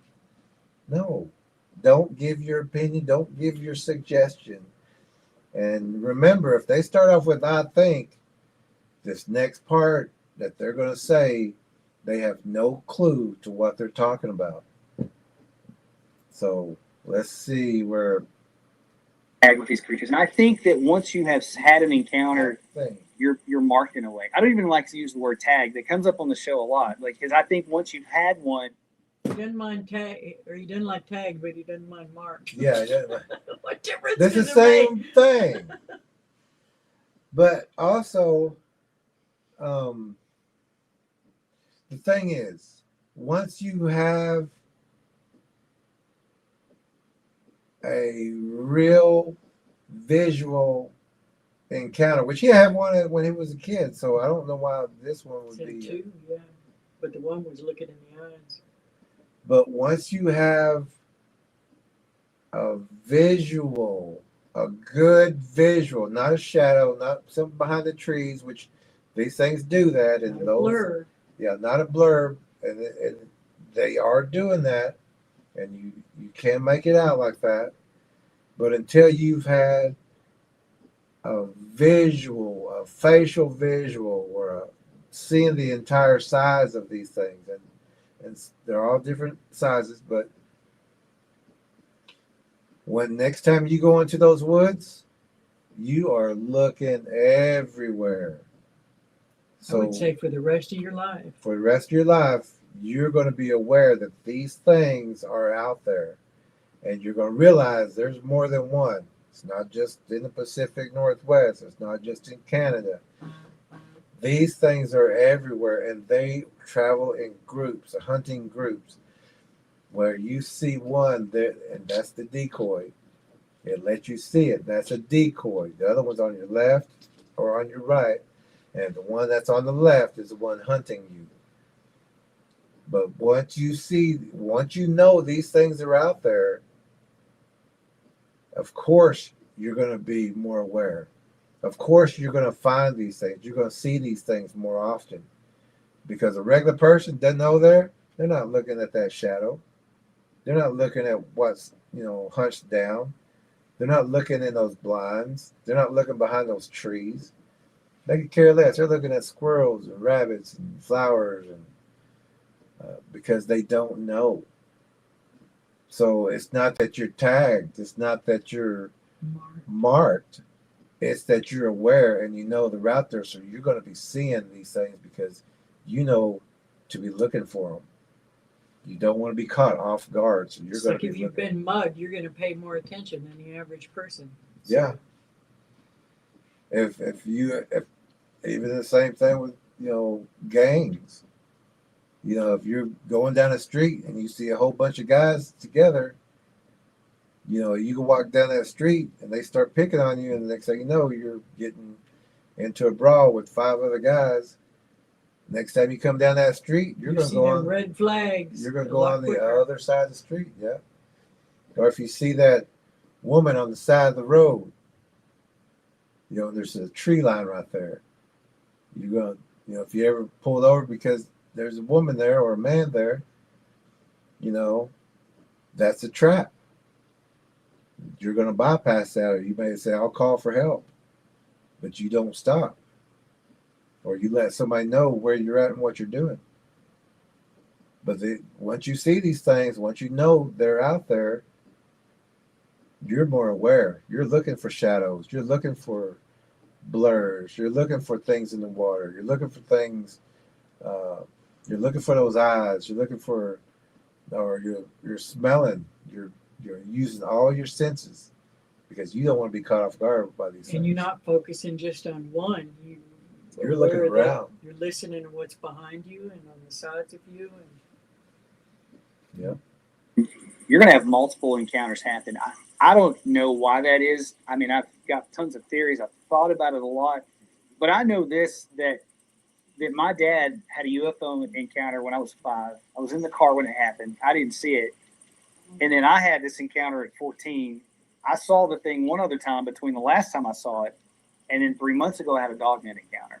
And if you sit and you tell somebody that, they're going to think you're crazy, right? Like you're nuts. I not so much anymore. The tide is turning. Yeah. The people that mock the people that try to talk about this, they stand out more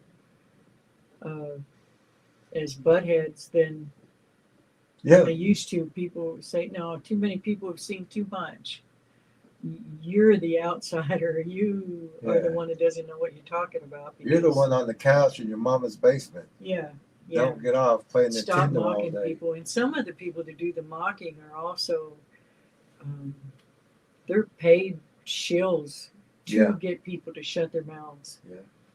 Yeah, we've reached that tipping point. We've seen it in the last several years. It used to be rough out there in group streets. Yeah. Getting blocked. They still don't want to hear that they're predators. They'll give you a hard time if you try to say that, but not as so much anymore. I just want to show a couple of Bigfoots real fast because, just so you know, these things are out there. If people do try to say you're crazy, and a lot of times it is family that will do that, or they'll say you're tired, or what were you drinking, or those kind of things. You don't even sweat it. They're the ones that don't have the information. Don't take it personal. Stand your ground. Don't stop talking. Don't stop telling the truth. And just, you know, shake the dust off your feet with them as far as what you tell them. But there's plenty of people to listen now.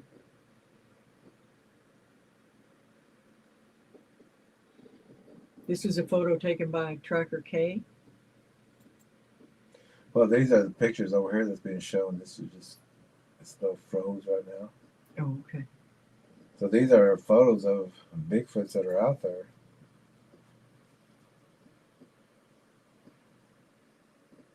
Just so you know, just if you've never seen Bigfoots before. This is a predator Bigfoot in a hoodie caught on a doorbell cam. This is just a screenshot off of a video. There's actually another one that is to the left looking in the window, but you can just barely see part of its profile. This one was waiting for us outside of a small trailer we was using as a observation, doing night observation. Opened the door real fast, took a picture, and closed that door. This was out there waiting. We just caught it off guard. It was a little upset we caught it off guard. We do not recommend opening your door at night. No. So this thing is going just a little slow. All of these things are predators. You can see the nails in the circle at the bottom, the claws. You can see the big schnoz on the face in the larger circle. And Do people know the word schnoz anymore? The big nose. Our computer's going a little slow. Let me 'Cause make sure this one's off. That might help.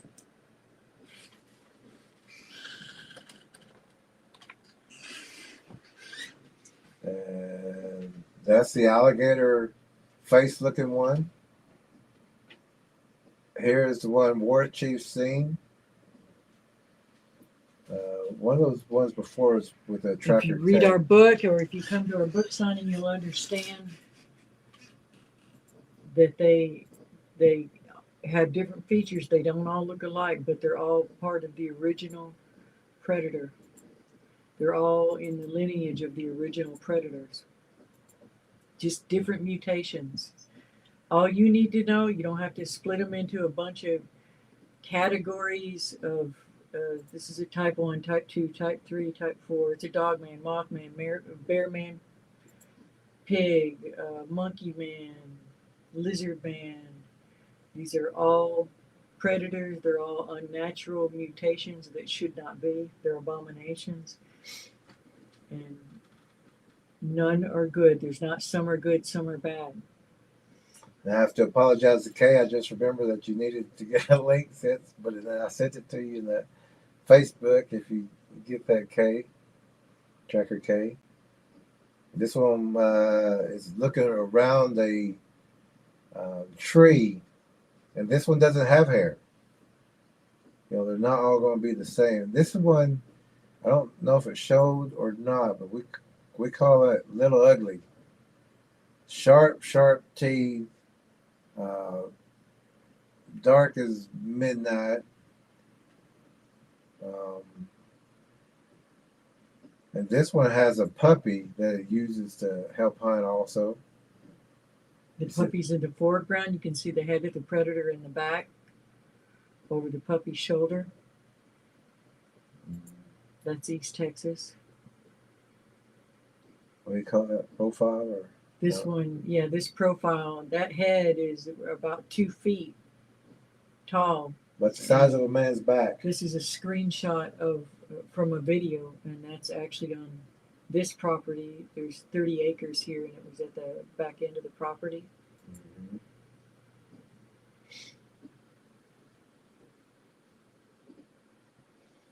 This one also is here, and it's right between those trees. You can see the head or the face, and it's kind of hunched down.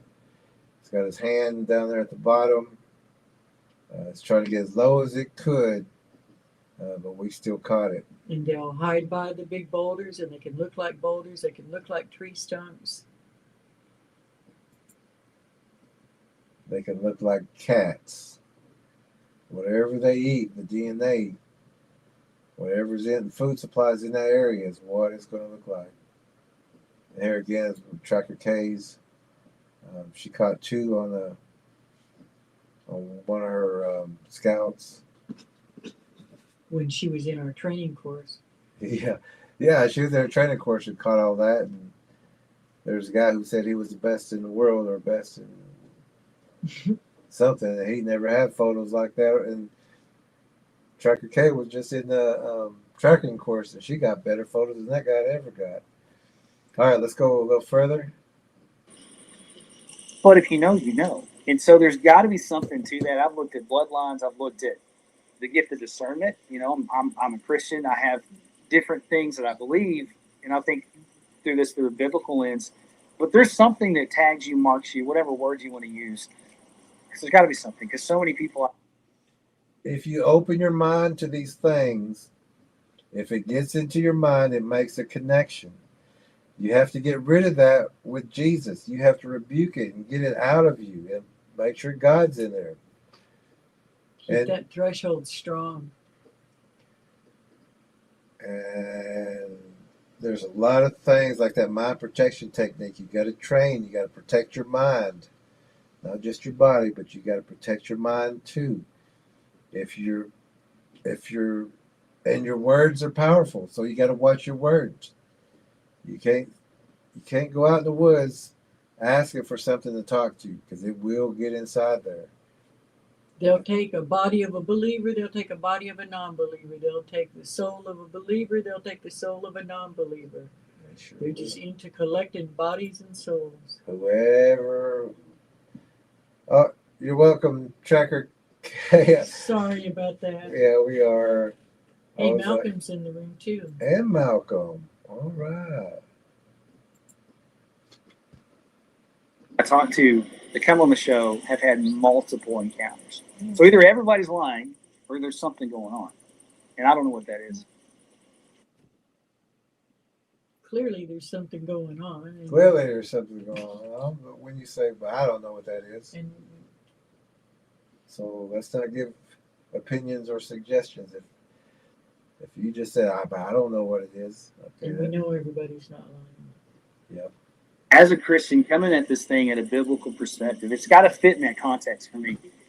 And this comes up, and it surprises me that how many preachers and pastors have no clue about this. They don't want to talk about it. So I've kind of taken on that mantle, and my channel's about that. You know, they call me the Bigfoot therapist, which is kind of funny. But I have the Bigfoot what? Therapist. That's where he tries to help them through the trauma. We actually have Bigfoot. Several. But he is right about a lot of preachers won't talk about it, and I've found that problem in the past, even just dealing with garden variety demons, right? But we have several pastors and preachers that are very interested. Some of them will hopefully be at the book signing, very interested in what we're talking about, and they know what's going on. And so there is hope out there. So there are some that are receptive. You just got to keep looking. If they're afraid to talk about it, they don't have strong spiritual warfare abilities. They can't even talk about a subject. Yep. Helps people sit through their trauma. But I look at this stuff. A lot of it for me goes back to Genesis chapter 6. And I tell people all the time, have you even read your Bible? There's so many weird, strange things in there. But I kind of went back and forth, had a lot of different theories, but I used to think that maybe these were demons. But then now I kind of think more that they're a fallen angel. And there's a couple of reasons why is the Bible says that God's gifts are without repentance. So that means if these angels fell, they still have the abilities that they have, right? That didn't get taken away. And then also I think that it also says that you can entertain an angel unaware, which means they're shapeshifters, which is, it's so weird to say to come out of your mouth. So I do think that there's some sort of fallen angel, Nephilim hybrid thing possibly. But the statement I've landed on, and I talk about it a lot, is when they're flesh and blood, they're flesh and blood, and when they're not, they're not. That is if you back me into a corner and have me explain it, that's what I tell you. I mean, and I'm open to whatever, but that's just where I've kind of landed with it. And you're never going to get answers, I think. We're taking educated guesses. And Well, that was a good educated guess, though. And this is where we're saying he is on the right track. Yeah, it is on the right track. There were the Watchers.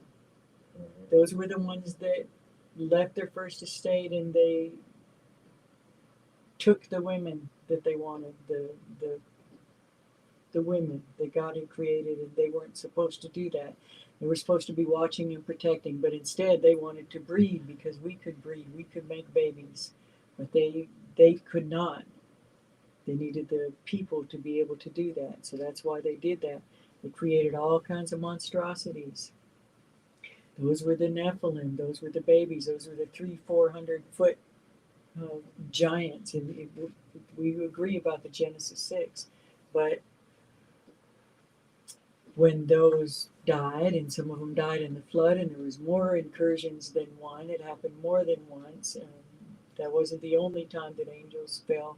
But when those were now disembodied spirits, those were where the demons came from. You get it? No, good. Now, when the angels or fallen angels came here, man was here. Man and these angels were not supposed to intermingle and especially not breed. So when that happened, Are we still on? so when that happened, these things made hybrids. You know, God did not make the 300-foot man-eating giant To eat the man that he had made, to eat that was the in man. his image. He didn't make these things to eat an image of himself.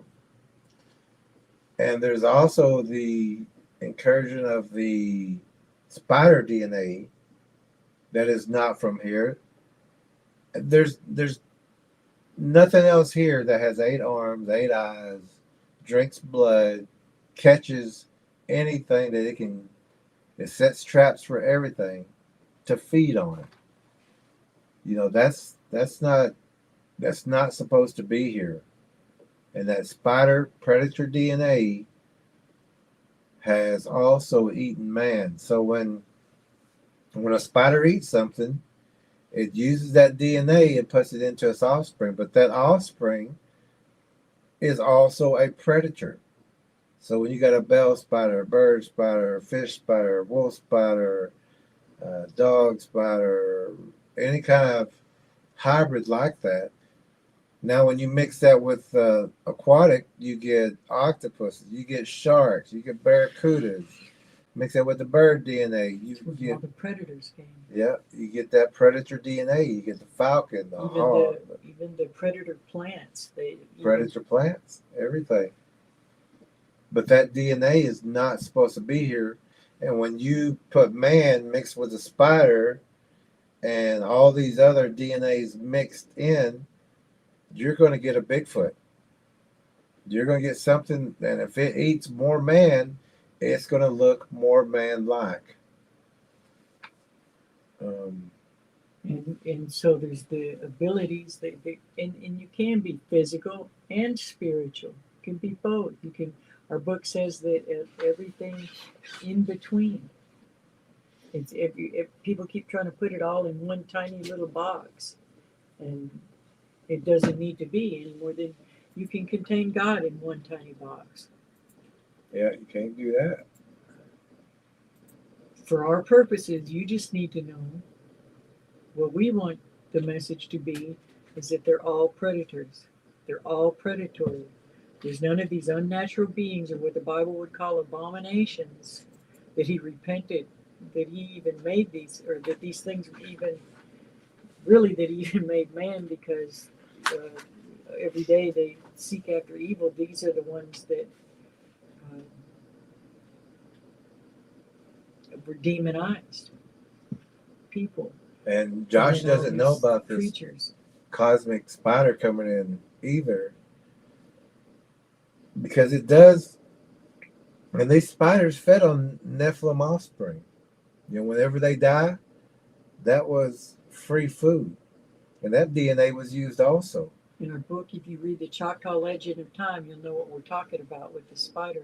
And when you read the descriptions of the beings that are in heaven, and there's a lots of different kinds, people tend to lump them all into the category of just angel, but there's a lot of different types.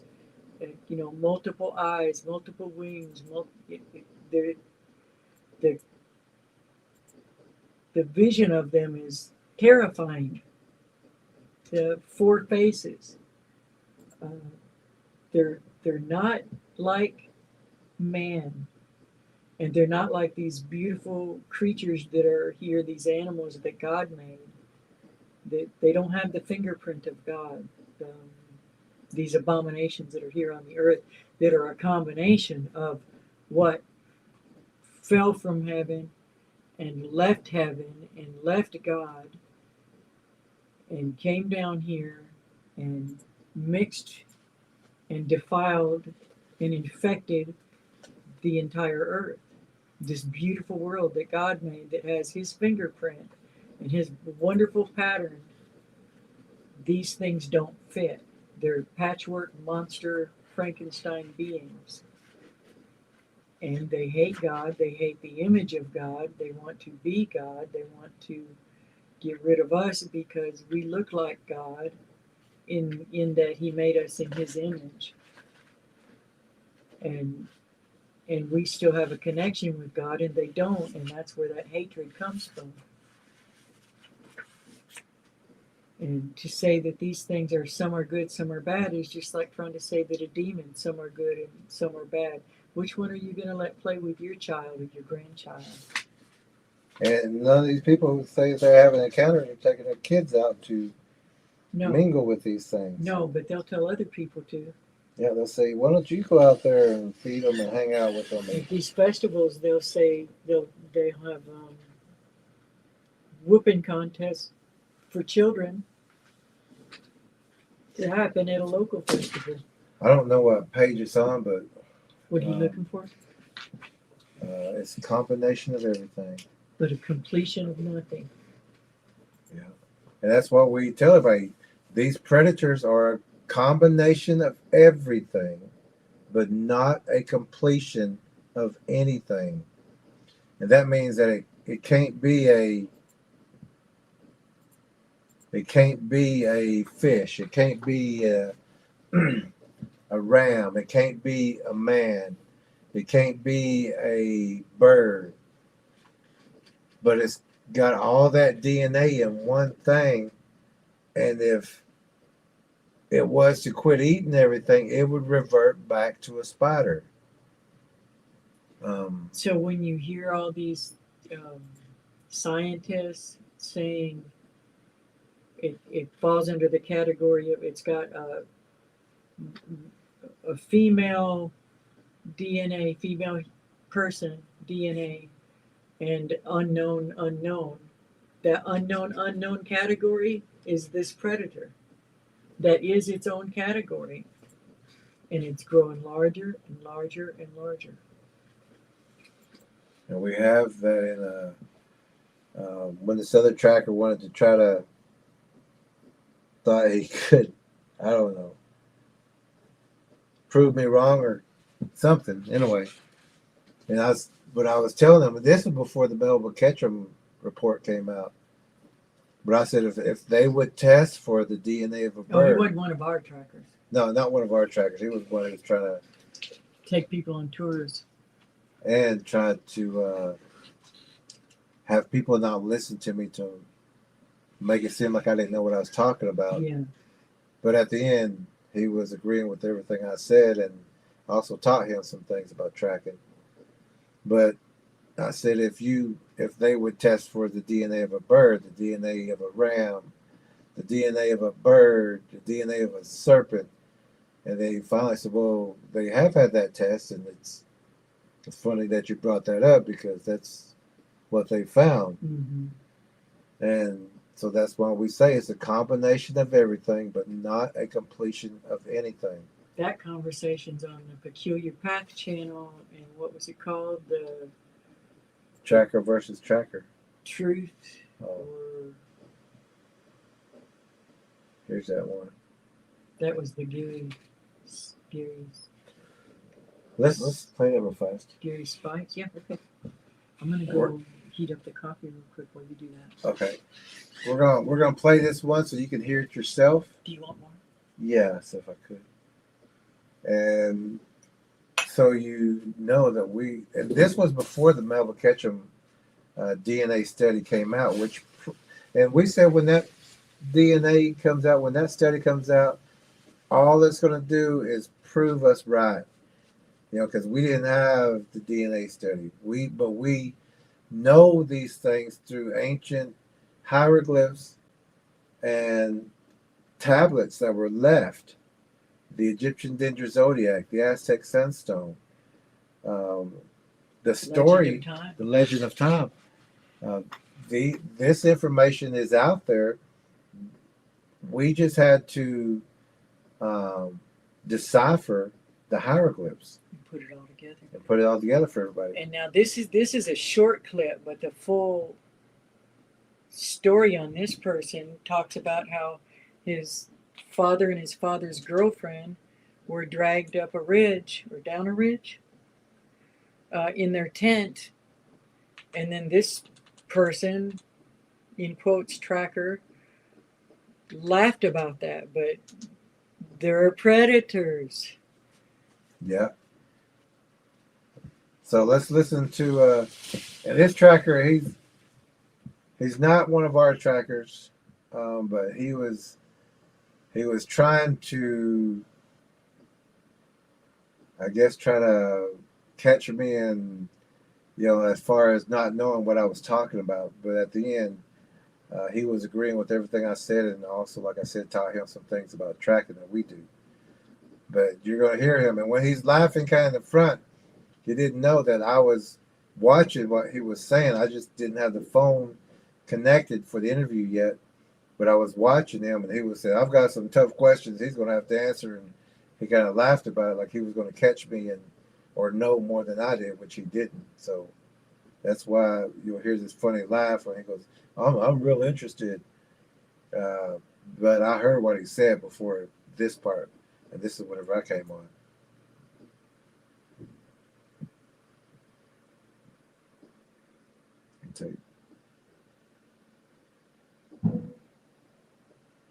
This computer's a little slow.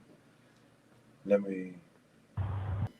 Jerry, actually, very intriguing for me because of my background. As most of y'all know, that I've taught survival and wilderness survival and tracking skills, primitive life skills for near 20 years now. And Jerry does it also. I'm gonna give you the floor, man, and just start from the beginning, man. We want to know all about you. I mean, I'm curious. I come from a medicine people background.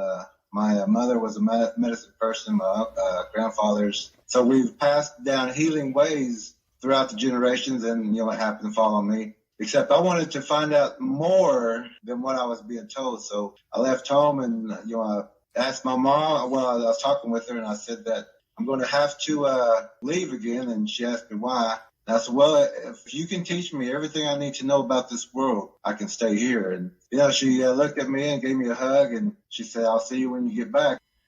Now, folks, I will say this. Jerry impressed me quite well last week when I was me and my father was having a little bit of a outing in eastern Oklahoma, and I had an interesting night, to say the least, with some audio and some stuff going on, and we discussed that on Trinity Paracryptid last week.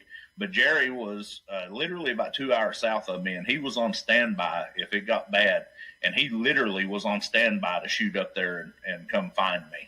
And I appreciate that, Jerry. I wanted to say thank you so much for having my back on that night. And man, you was right there. I mean, you knew exactly where I was at. Very few people would actually know that area that well.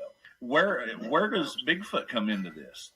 I'm curious because I know you're out in the woods a lot. You live out there. I mean, you're down in Antlers, Oklahoma, and I know you're dealing with them because we're dealing with down there ourselves. My father is actually not very far from you right now.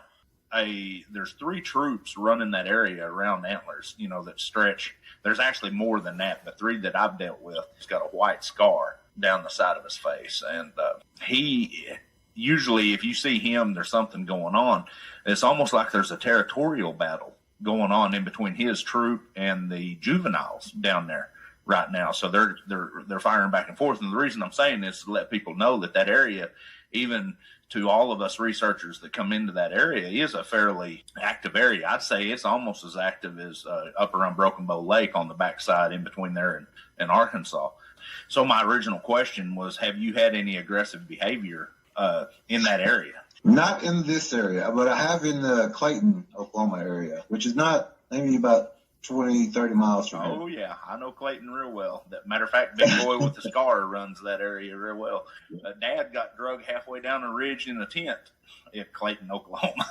It just ran up. His girlfriend was in it. And what's funny is it waited until I went to sleep right before dawn. When they ask for proof, I keep telling people, we'll come to Antlers, I'll take you right to them. I'll show you where they're at, or, because I am from here.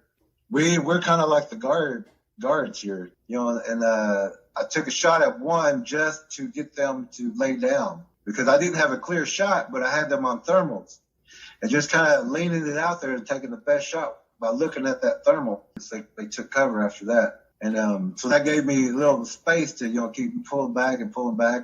But I knew my other friends were out there, and if I was to really start in with this, that, they would have been killed easy. I teach the ancient histories and the ancient, hieroglyphs and everything.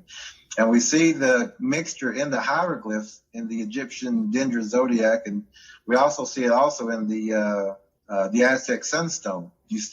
Their history is also in there about the mixing of the animal, mixing of the human, and how it made, a Bigfoot. And then, these it's just a mixture of animals and a mixture of human. So you're saying that in your view, Sasquatch is a conglomerate of different, for lack of better terms, on scientific level, DNA structures, or different, they're a mixture of other animals together. Yeah, and if they would run a test like that, we're testing for DNA of a serpent, testing for DNA of, a land animal or a ram. And we're also testing for DNA of a fish. We're testing for DNA of a bird. Yeah. They would run tests like that. These things would show up. Well, that's, we have ran DNA and they come back inconclusive. They say that they're a certain percentage human and primate, but then they have other, it's interesting that you say that, because we do have, certain groups and people have produced that evidence for in saying that they could be. They're only a predator. And in our history, and in many tribes' history, recounts, they're called the arrival of evil. But at that time, they didn't have, the perfect human face. They had, it was more of a disfigurement. Yeah. But we were also taught that they're cannibalistic, or they eat man, and that they have a bite like fire and paralyzing. That's the same attributes also of a spider. We're taught that it's going to evolve.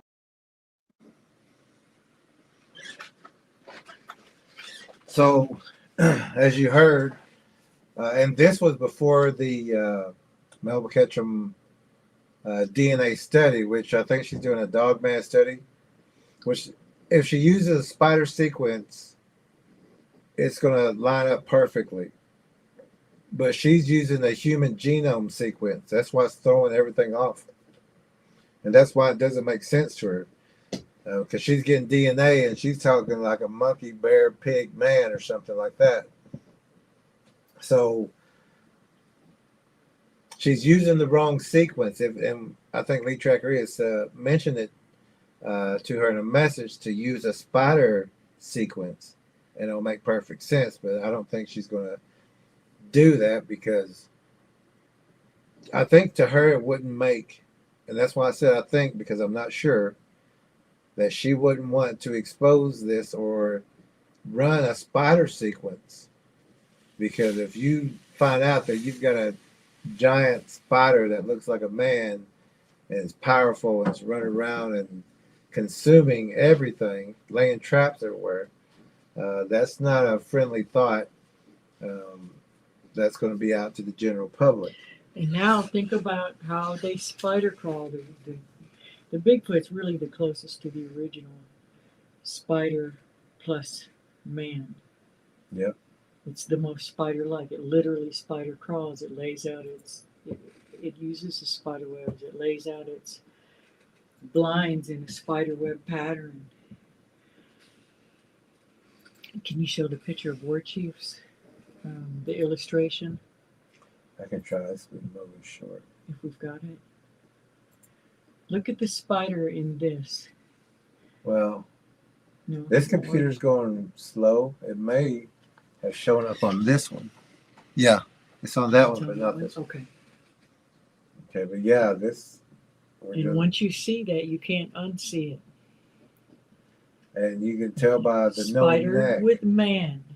Spider with man. Spiders don't have necks. Bigfoots don't have necks.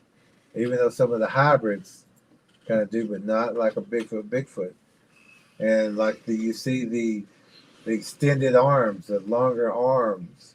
Disproportionate. Look at a spider and look at their appendages. See if they don't have those segments of it, those portions of it are different sizes. To bite like fire.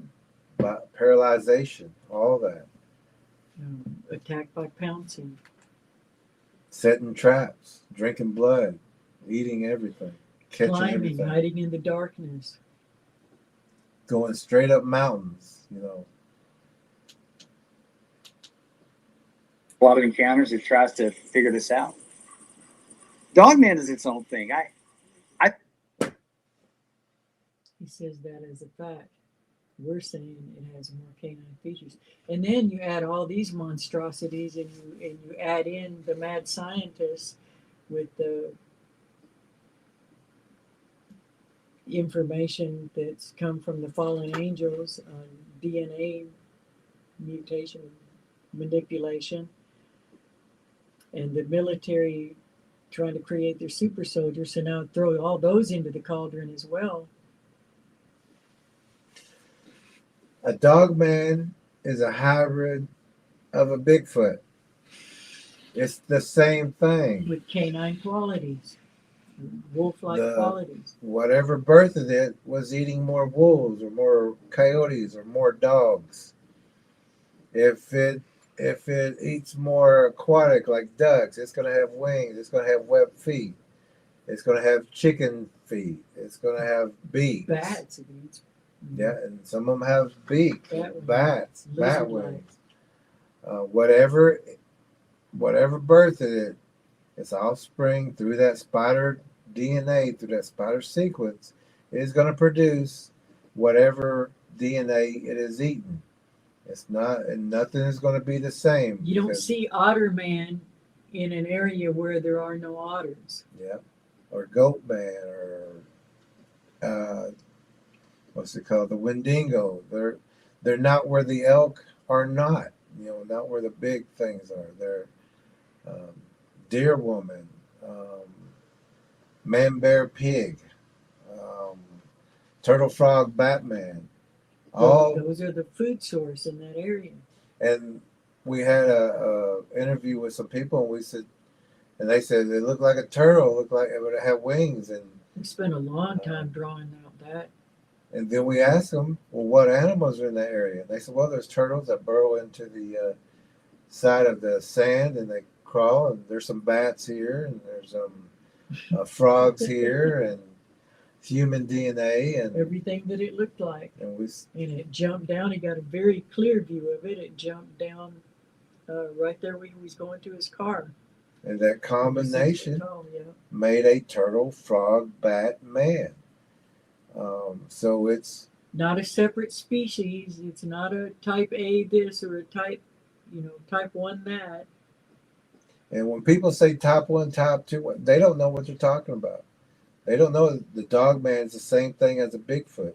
The chupacabra is the offspring. The Wendigo is the same thing. The important thing to know is that they're all predators. It doesn't matter if it looked like a hyena or the wolf from The Howling. Or a snake-faced, or a beak-faced. There hasn't been some beak-looking things. There's some reports which some good friends of ours said it looked like an owl face, but it had the body of a snake. And it went up a tree, and they're shooting at it, and it went right up a tree and looked at them between the V, and they were shooting at it, couldn't hit it because it was going up, or circling up like a snake would. And once they run out of ammo, they went inside and closed the doors and locked them. They didn't come out. And that's the food source that's available in that area. Yeah. Doesn't matter if it makes sense to you or not, or it seems logical or not.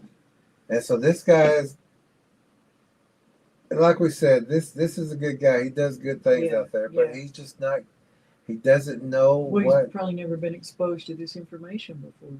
Yeah, that too. So also in the Prayer to Bigfoot Spiritual Warriors Path book, Bigfoot Gifters, and the Monster Spotters book.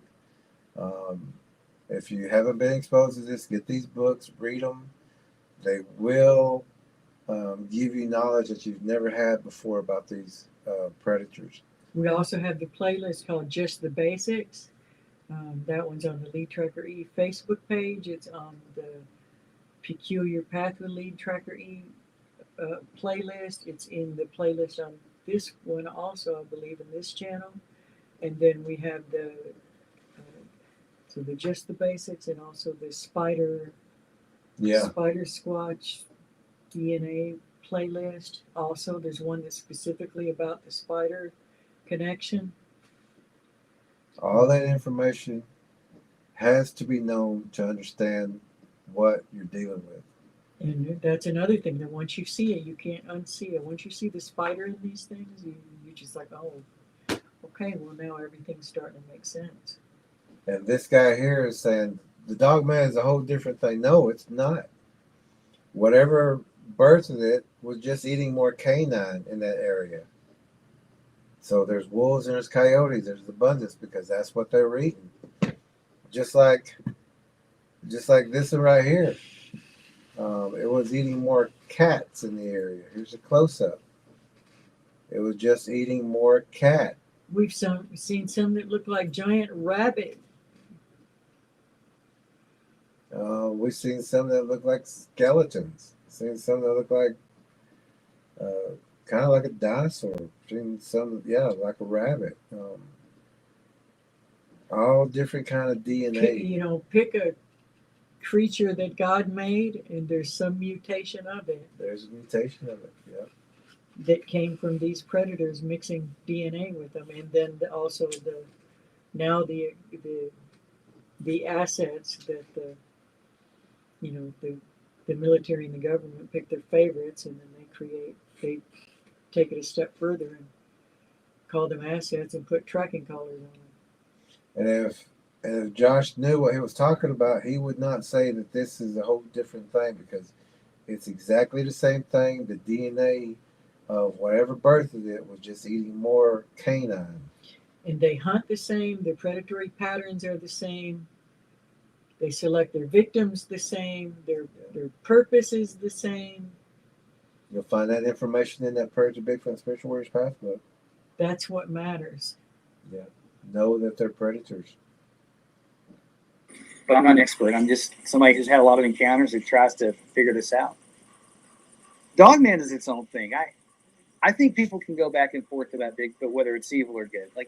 You can go either way, because sometimes people have encounters that are good. Bigfoot helps them out, and then sometimes they're like mine. It was not a good encounter, but I think Dogman is just evil. I call him.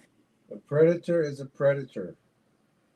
Just like a predator person may groom someone for years before they actually attack. Or they may never attack certain people. It doesn't mean they're not a predator. And a lot of times whenever these Bigfoots are, like he said, helping them out, it's because they have offspring in that area, and they don't want anyone coming into those areas, so they'll expose them. Yep, they'll bring you food. They'll make sure you get a deer. Or until then, your food in the pantry until one day. They'll make sure you're hitting one's lost, finds their way back, or they'll help them. They don't want a search party in that area. All of these things are part of the beasts of the field. That when a great and terrible day of the Lord comes, that the restrainer will be lifted, and when the blood's going to be as high as a horse's harness. Was it as high as a horse's? Bridle or something. Yeah. Yeah. So he doesn't know what he's talking about here because he thinks dogmen are different. And he thinks that Bigfoot, some are good, some are bad. Predator is predator. Yeah, there's all it how is. many times have you heard about a person that is a predator and they'll say, he was the nicest guy, he was a whatever, he was a pastor, he was a fireman, he was a cop, he was a this, a that, a teacher. Yeah. And like a Marine says, it's all good till it Until isn't. it isn't. Until it isn't. Period is what I call them. And I never thought I'd ever experience this. I mean, I just never thought in a million years that I would. But about 3.5 months ago, I had a guy come on the show. His name was Levon, and had a lot of weird stuff happen on his property. So I interviewed him in person, and he had some skinwalker activity. He had just a lot of strange stuff on the property. So I interviewed him, and then we went out to the property, and we didn't get there till about 6 o'clock, dusk, which looking back was probably Again, does. Again, dusk. Very dangerous time. Don't be going out there. That's when they come in to feed. If you know they're out there, It doesn't mean they won't feed any time of day, yeah. but that's, sometimes they're a little more, you get a little hungrier at lunch, you get a little hungrier. But they also know that humans don't see at night. Yeah. So that's the best time to come in, look in your pantry, look at the, take a pat, mess with the livestock, find a missing person out there or someone trying to hide in camp or something. But so he knows that these things are out there. This guy's reporting and saying, I've got things out here. He goes out there with an open mind. Mm-hmm. What do you think is going to happen? On the property. So I interviewed him, and then we went out to the property, and we didn't get there till about 6 o'clock, dusk, which looking back was probably really not smart. I should have planned that better. Probably. No, it was said not probably. smart. You don't go out there right before you give the predator the advantage. Yeah. Because his whole thing is like all this stuff starts happening at dusk, right? You need to read our He book. said that he was a cop that thinks one step ahead of And- what might happen. And he says he knows patterns. Think about it. So you're supposed to be looking ahead, not back. It's much safer. I hope he reads our book someday. We really do. It We would can't really put our help. link in his comments because they don't show up if we. Yeah. It YouTube blocks it. It's not the content creator. It's not the channel that blocks it. It's YouTube itself. And if any viewers out there that don't know this, buy this book, read it. We've lowered it to $20, make it more affordable to everybody. People literally call it a handbook for this subject. I would say just this past week alone, we gave 6 books away. Yeah, I think. we're definitely not making a profit off them. And We hope to sell quite a few at the library. we see that people need the information now, Yeah. and we don't want to go and We say, "Hey, can't well, afford if to you got," give them to everybody. we wish we could, but Yeah, if we could, we would, but we'd like to have this book in everybody's hand sure would. to be safe out there. But we've gave more away than we've sold. I can guarantee Yeah. that. So Yeah. So we're out there on the property, and when you're in law enforcement, you learn to feel when things change. And if you've ever been in the woods, you can sense a shift. I don't know what else word to use with that, but so we're out there. It's in the middle of nowhere. We would call that body's natural warning signs. That's also in the book. We always pay attention to those. mhm. The spirit body takes care of the physical body. The physical body takes care of the spirit body if everything's working correctly together. If they listen to each other, Yeah. if the spirit body says, "I don't feel good. I got a feeling. Let's go," Mm-hmm. and then the physical body goes, "Let's go a little further and let's just see Yeah. what's going on." I'm just feeling nervous, but I'm okay. Yeah. Physical. That's when you get all that. Looking back, Looking back, I should have left when my spiritual body said, "I don't feel good. Let's go." or when somebody else with you, spiritual body was saying, I don't want to be here, let's go. Yeah. And you're like, oh, come on. Come on, let's go a little further. We're gonna use you as bait. Come on. Yeah. And I got what I call like jello legs. Everything's just like, there's something off. You can tell. Yeah. Yellow legs. So you got this. Why are you still there? Isn't there a word for that if you say the same thing at the same time? I don't know. It is. Well, Like, we're in sync. I forgot what they say, but you know, But it ain't mine speak. it ain't my speak. It's just- But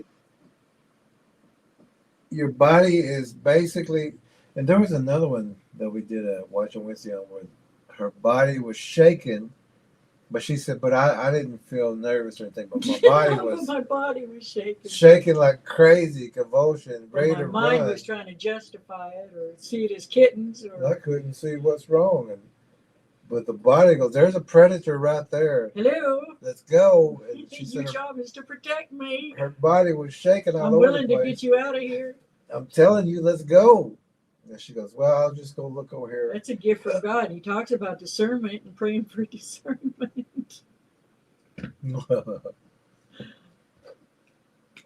So his body's screaming at him right now.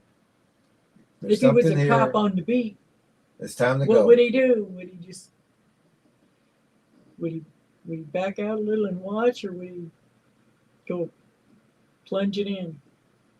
I remember I seen a TikTok or something of some cops going out to a graveyard and I heard her scream. Nah, they ran. They turned around and took They off see their running. body. They listen to their body. They said, "That ain't human. I ain't got nothing to do with that. I'm out. Nope. I'm Not out. today."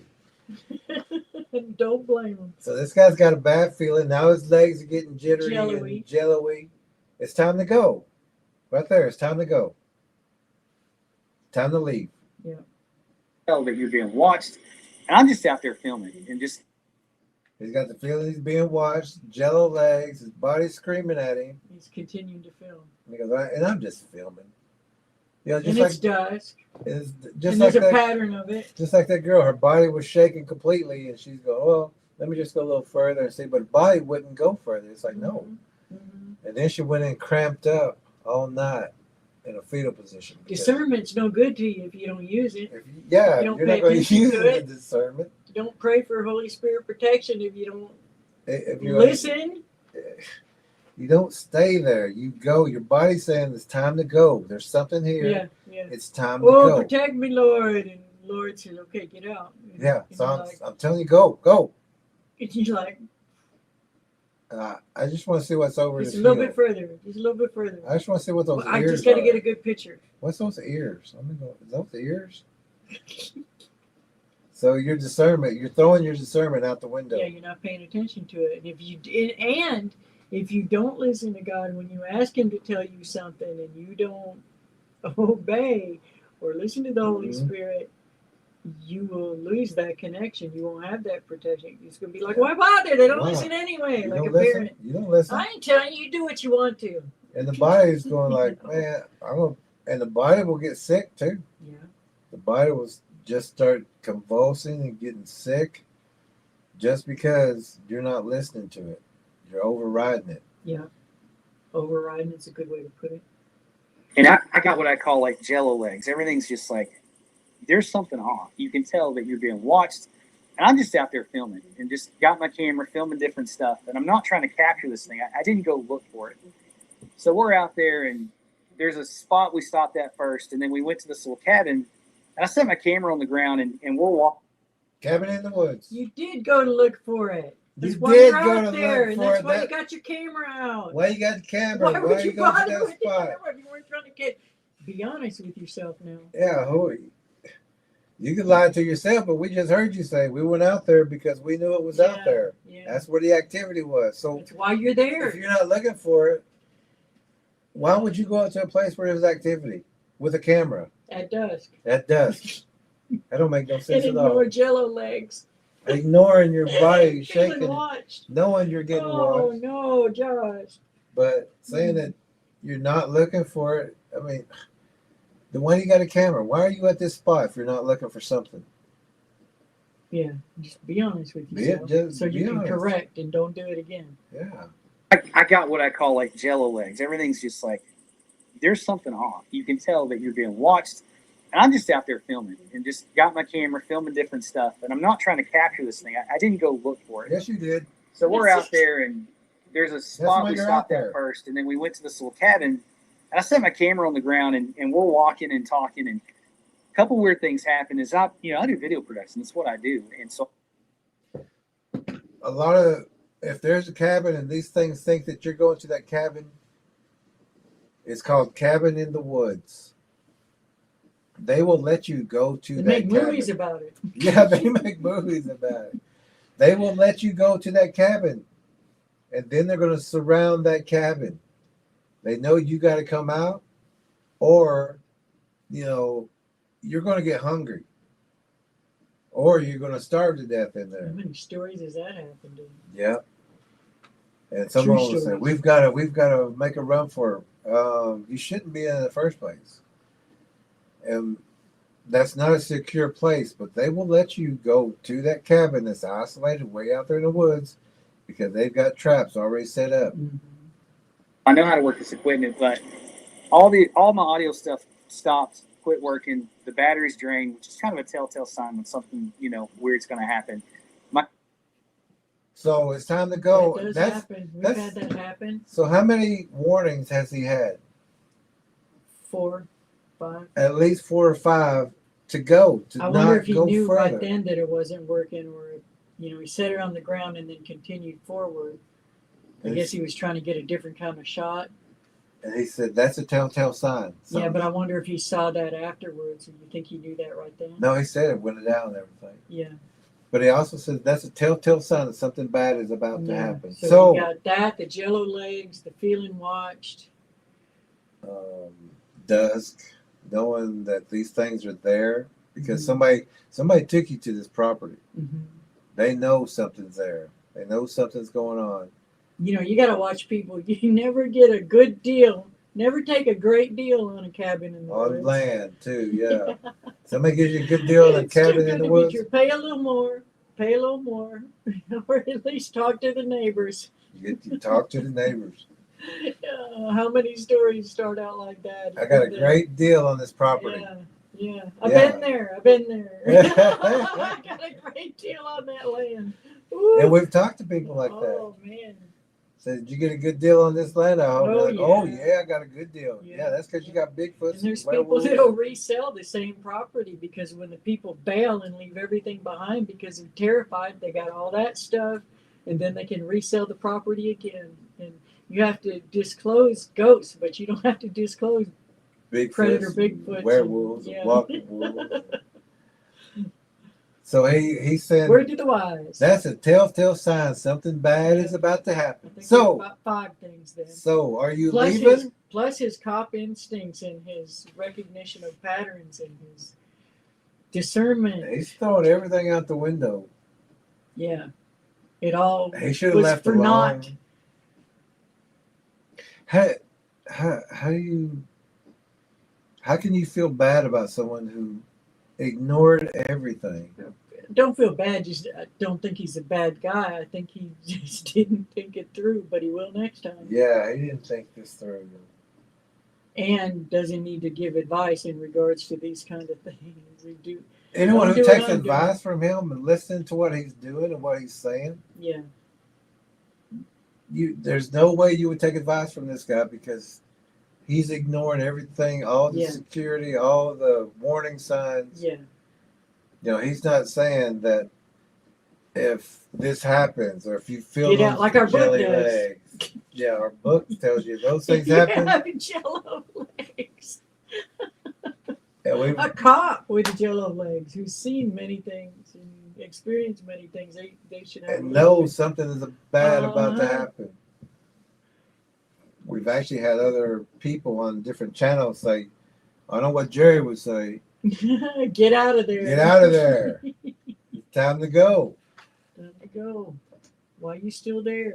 Why are you We're not saying run. We're saying leave in a calm, calm and quick manner. quickly manner? Don't run like Craig. Yeah, don't be prey. And go ahead and draw your security. Nothing wrong with that. and let these things know that you have protection. You know, even if, I mean, this is besides the and spiritual also, protection. and also pray. Yeah, I was fixing to say rebuke. If that don't work, shoot. Yep. Hey, that's a good saying. You know, That should be a T-shirt. we're that's our idea. Yeah. So if y'all hear it somewhere, Rebuke first, shoot later. rebuke, That don't not work. shoot. Yeah. Camera's sitting flat on the ground. I've got a really wide vase. Something ticks my camera over. You can see it tilt over while we're talking. The audio cuts out. So all this stuff's happening. And my brain's like, hey, something's wrong. You need to. Okay. He said, my brain saying, you need to Something's leave. wrong. You need to leave. All right. Ground. I've got a really wide vase. What's it about? After about the fifth sign, 6 now, I think. 6, and now, yeah, even his brain is saying it's time to leave. Literally. So I literally have to say it.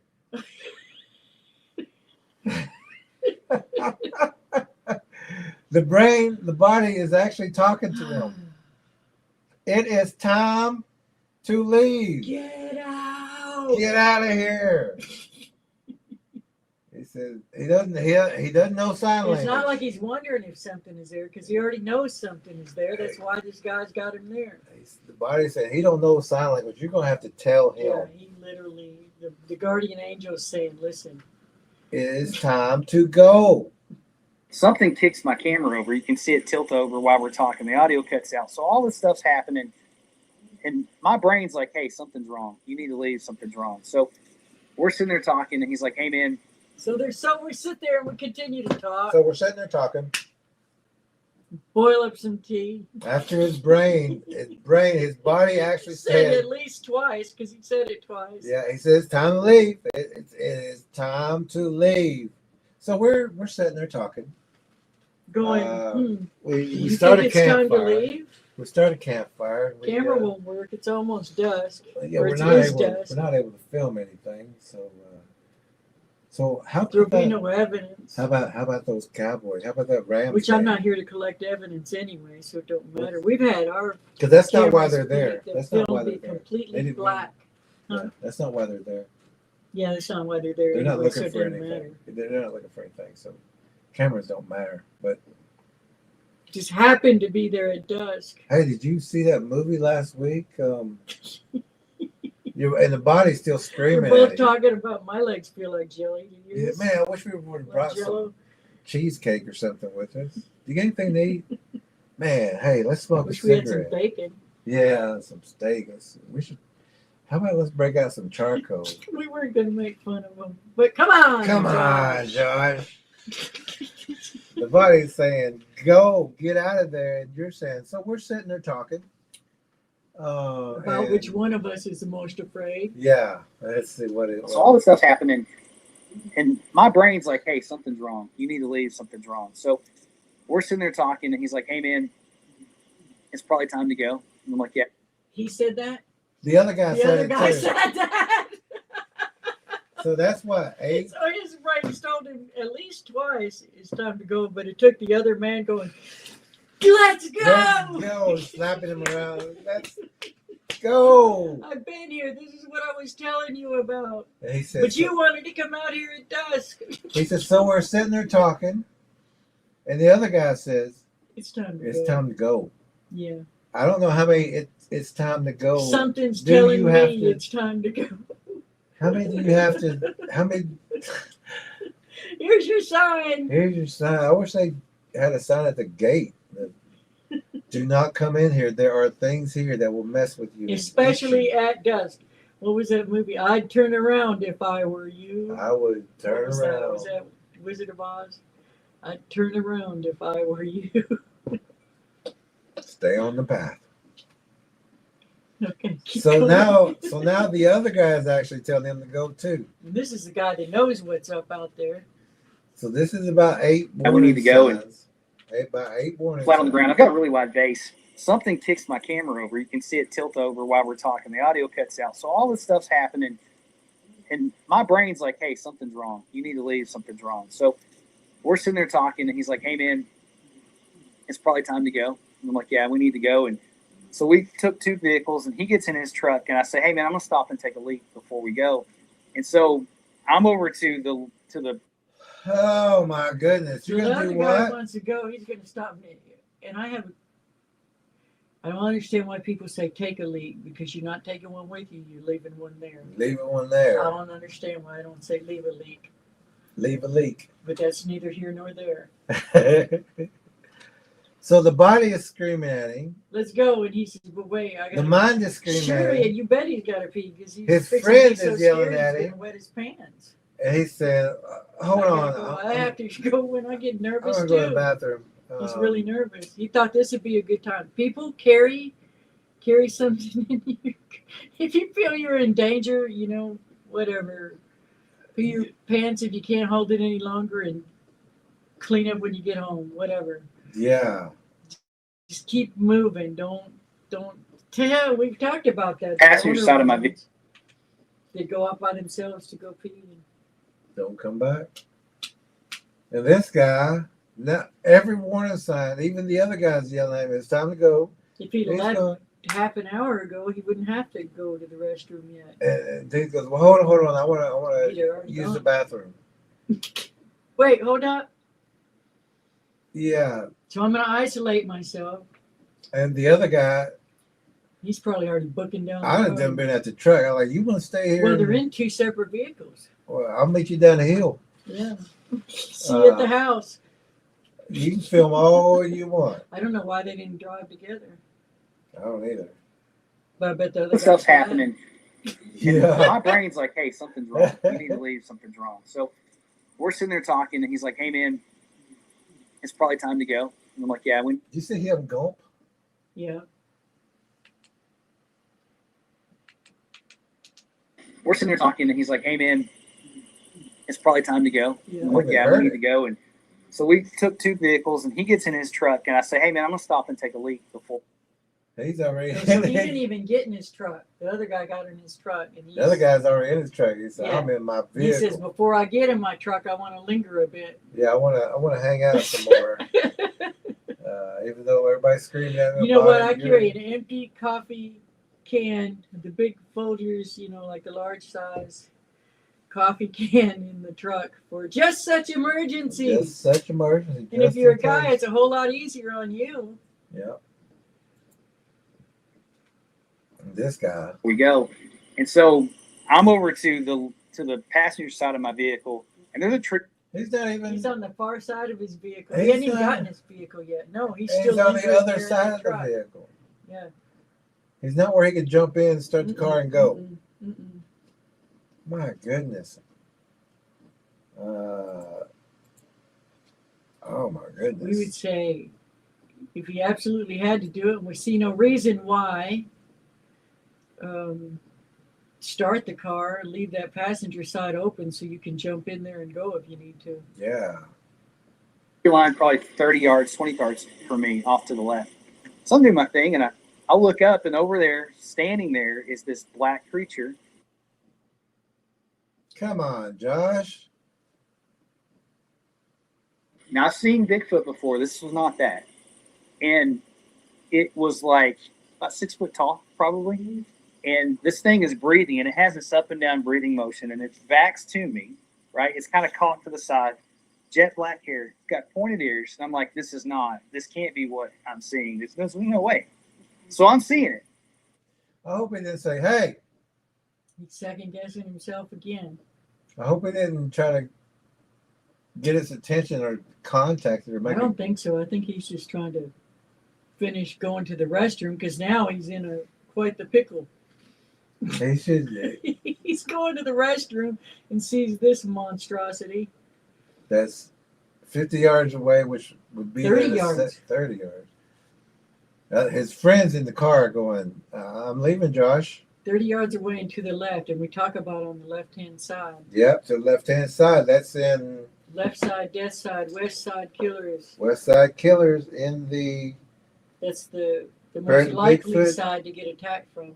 Prayer to Bigfoot and the Spiritual Warriors Not that they Path. won't attack you from every side to end above and That's on below, page but- 76. But the left side is the most. It's called the West Side Killers. Yeah. Read that section and you'll understand why. And the thing cocks his head and looks at me.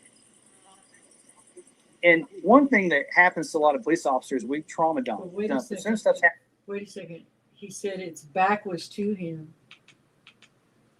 He said his back was to him and he was breathing. He was looking at its back, right? And you could see the pointy ears, and it cocks its head and looks at him. So did it spin its head around? Did it turn completely around and look at him? Was it looking at the other guy first and then back at him? I have questions. We can hear the gulping on the microphone now. We gotta not gulp so loud. Okay. I was kind of caught to the side. Jet black hair, got pointed ears, and I'm like, this can't be what I'm seeing. There's no way. So I'm seeing it, and the thing cocks its head and looks at me. And one thing that happens to a lot of police officers, I don't know how many warnings.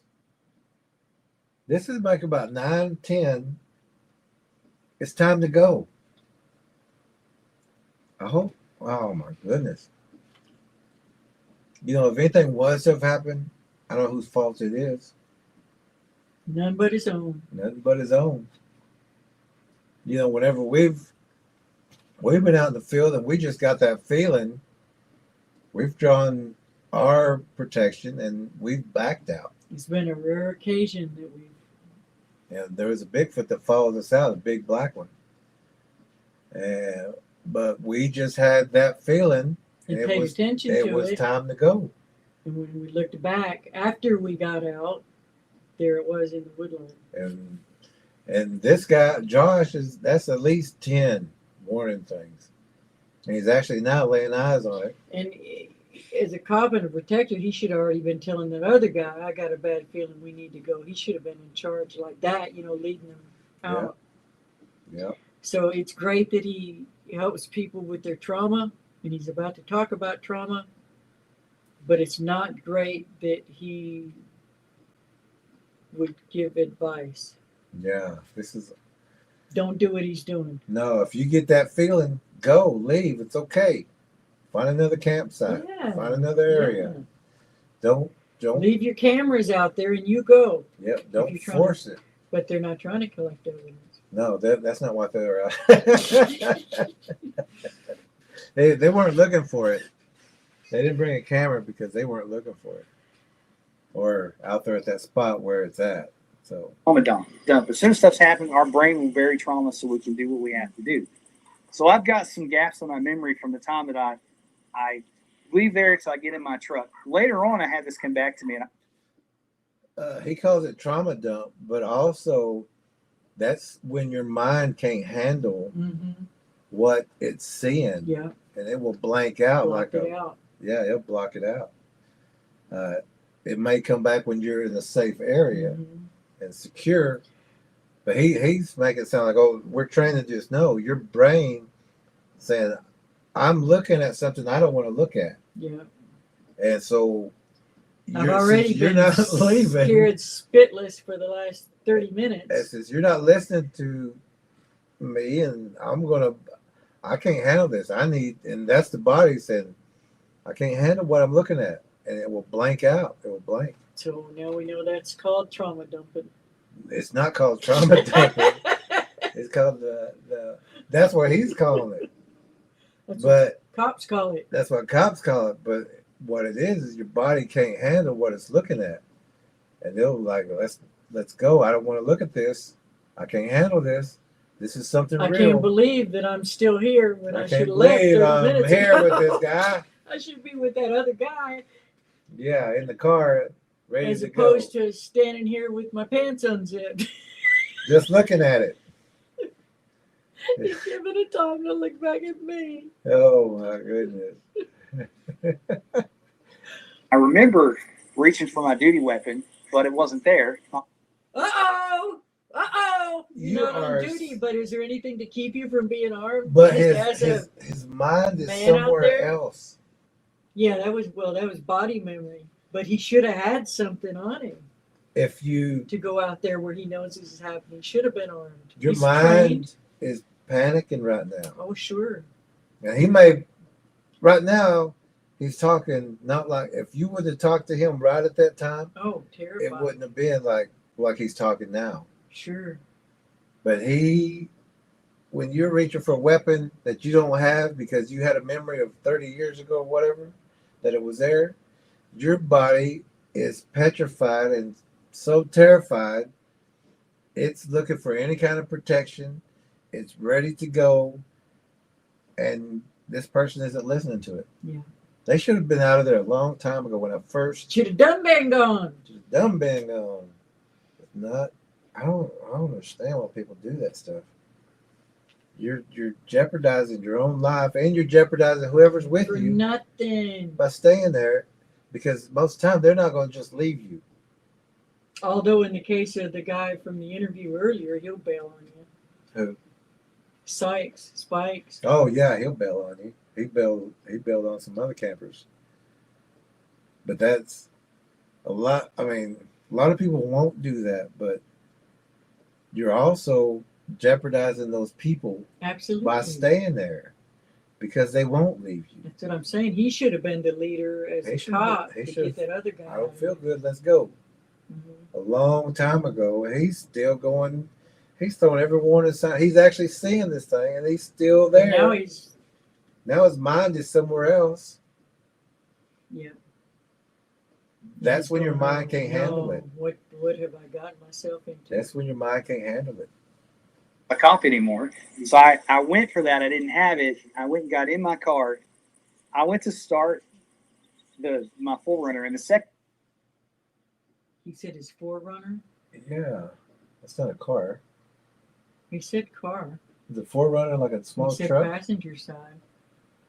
That small truck? I don't Okay. know. I get in the wrong car at the parking lot. If it's red, if it's red and it's a truck, I can't tell you how many times Heard that honk. I've surprised people. They're like, these prices are ridiculous. And they're going, okay. And I put my hand on my steering wheel. I hear mind speak, which that sounds absolutely crazy.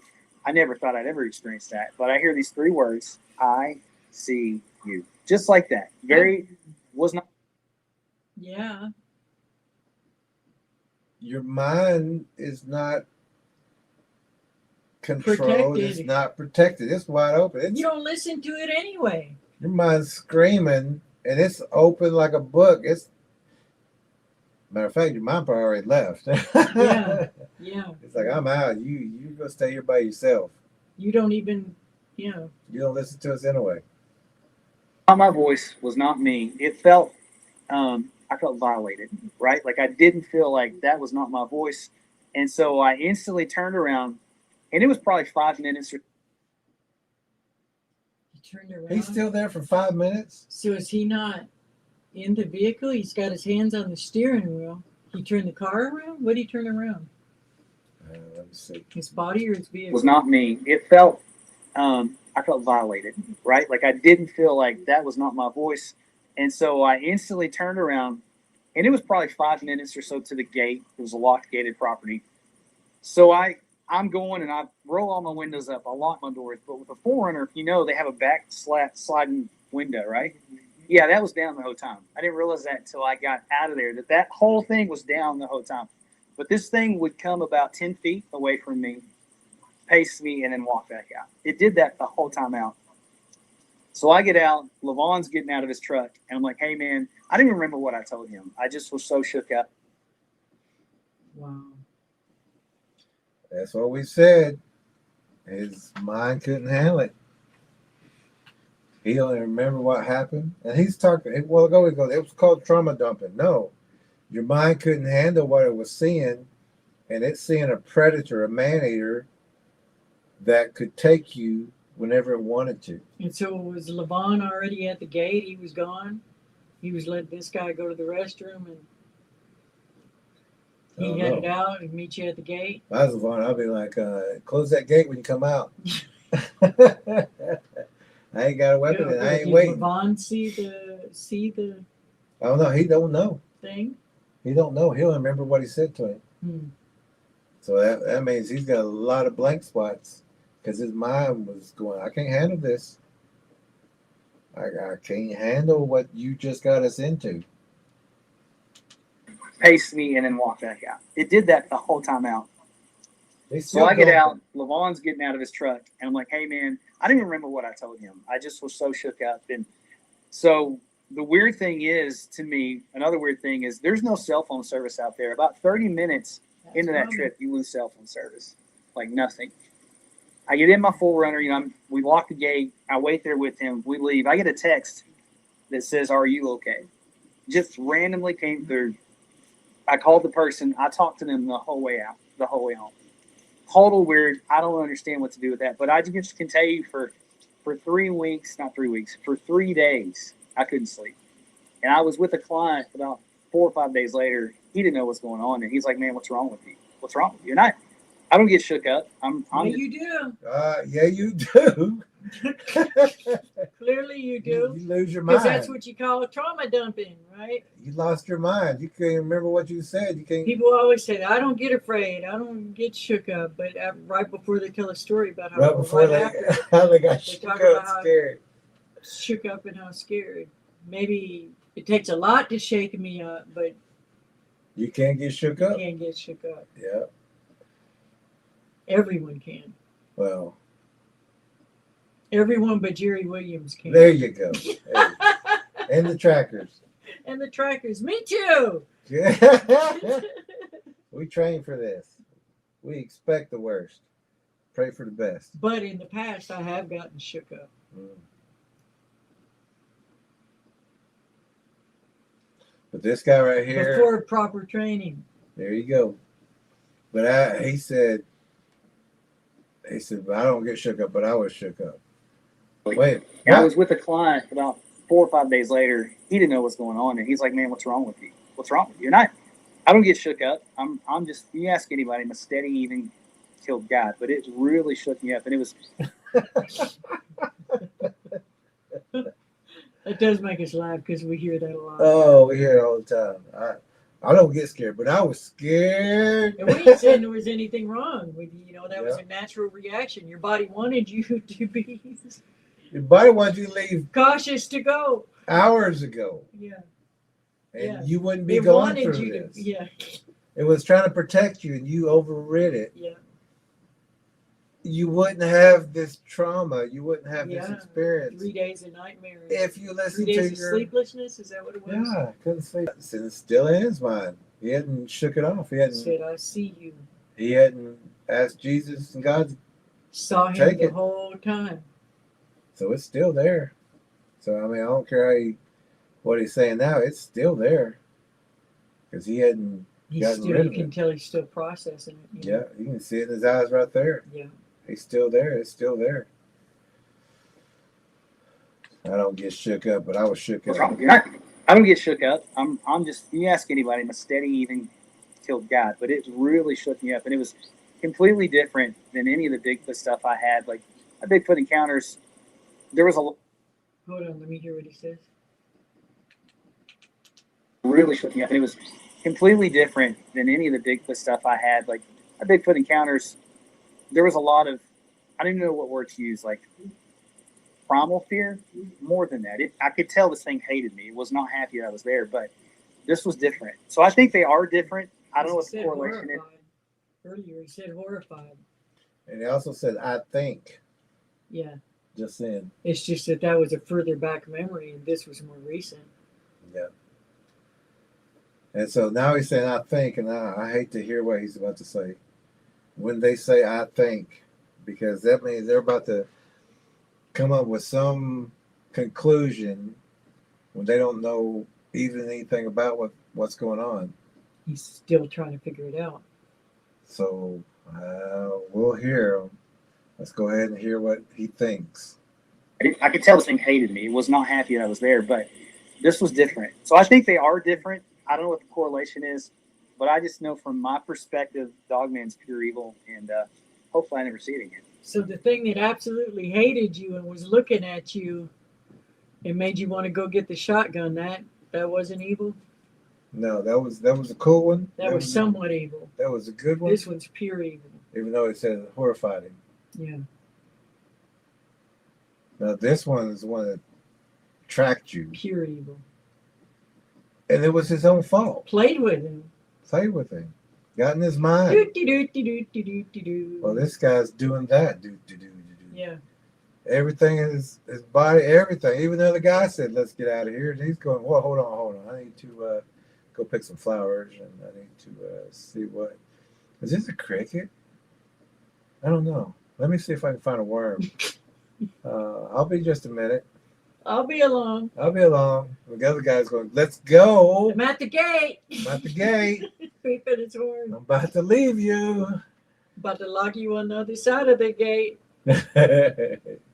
So another weird thing that happened is I live above a coffee shop, a really cool studio spot. It's a big loft apartment, 3 huge windows, and the building was probably built in the 50s, and so it's really tall, and the windows are really tall, and they're big windows, and spent a lot of time in there, and there's never been a handprint on the window. There's never been anything like that. But about a week prior to this, Yeah. I'm sitting there watching TV, and the window's back behind my TV, and I look, and there's an abnormally large handprint plastered on the outside of that window. A week before I saw this thing. So if you take that and the fact that it's... Uh-oh. Here comes the conclusion of totally non-related things. We're going to build something here. There's more than one. There's more than one, and there's things in your city. There's things in town. Absolutely. And Because he's marked. And they're looking in windows. They're looking into everybody's windows who leave those curtains open. They do. They absolutely do. If you leave those That curtains was open. one thing that was cool is the librarian today told us that she'd read ever since reading our other book, day, she yeah. started covering her windows at night, making sure that they're covered. Yeah. We're so happy that she Yeah. listened to that. That's very important because they will watch from a distance, and if you leave those open, they're going to come right up when they know you're asleep. They're going to come right up and look. And Can you tell how long we are on time? Where we are? 3.5 hours. 3.5. Okay. We better close it down. Yeah, that's what I'm thinking. All right. Well, let's go ahead and close it down. It's a handprint that he sees, and he's going to relate it to everything and say that they're all the If same. that happened before that, he thinks it's the same creature that sees them, and it's not the same the same creature. abomination that sees them, and there's Not so the many of them. Yeah, it's not the same one, and he's going to Don't- say that it is the same Yeah, one. And yeah, it's yeah. not the Get our same book. one. Get our book. We'll run through the comments. We don't have to read every single one. Just pull out a few. And then we'll close it for the night. Yeah, because We're glad he's okay. Seems like a nice guy. I hope he listens to what his body's trying to tell him more sooner. yeah, we're going to hit the lights. And yeah, he's going to come to some far-fetched conclusion, try to relate them all. Which they are all related, Yeah, but they're not all. It's not just one creature. not just doing one those following things. him around. Yeah. There's multiple out there. They're everywhere, every town. And they'll follow him, and they'll follow the other guy, and the next guy, and then. Anyway. Let me take this one off. And then put it on one screen. I guess that'll work. There Which we camera go. are you looking at? What did I do to my hair in the car? You're probably going, this I guy. did a couple times. This guy. Actually. Okay. Yeah. Should we just close it up? Yeah, because I can't. Okay, is we're gonna just going to have close it up. It's been 3.5 hours, and we missed your comments. I think everybody was just listening and Okay. doing good. So, Thank you for being here tonight. We hope you learned a lot, and that you listen listen to your to spirit body and to the Holy Spirit. And every warning that you get. Listen to it. It will You got save nothing to your prove. life. Nothing to prove. There's nothing wrong with leaving a dangerous you situation. should. Especially if everyone's telling you it's time to go. I mean, the body will tell you, your mind will tell you, the guy with you told him. Your guardian angel. The Holy Bigfoot or Spirit. the wolf dog man that was there. That's basically saying it's time to go or it's time to eat. It's one of the two. What do you want to do? You want to stay and eat, or you Yeah. want to go? It's Yeah. so many warnings that were overlooked, overridden, which caused trauma, which caused the Unnecessary trauma. mind. Didn't have to go through that. He didn't have. Yeah. That's the thing. It can be avoided. That's it. Get our books. Come to our book signing at the library if you're in the area. If you know this man, make sure that he knows about our books. He just doesn't know what he doesn't know. You don't know till you know it. And listen to your body. Listen to the warning signs. Don't give advice to people until you know. Until you know. So let me see if this gets loaded again, or I'm going to have to use this one. you say pretty close. Yeah. If I can get.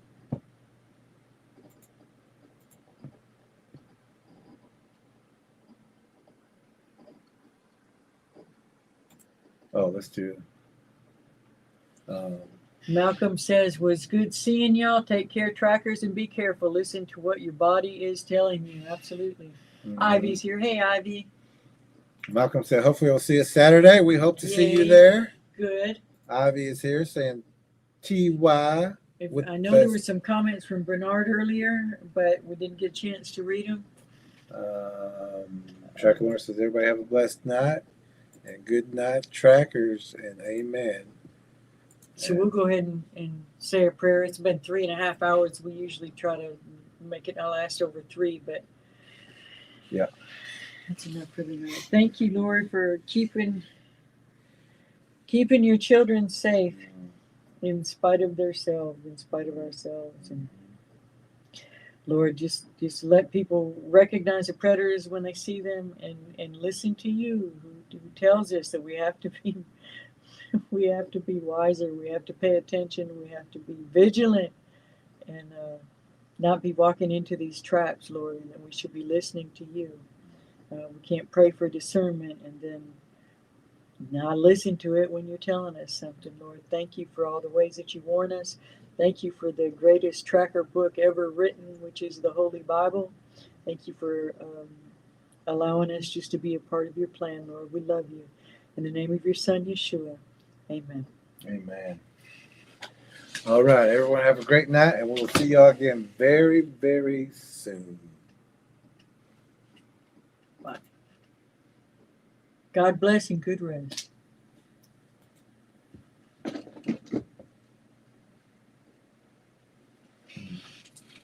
That computer went down.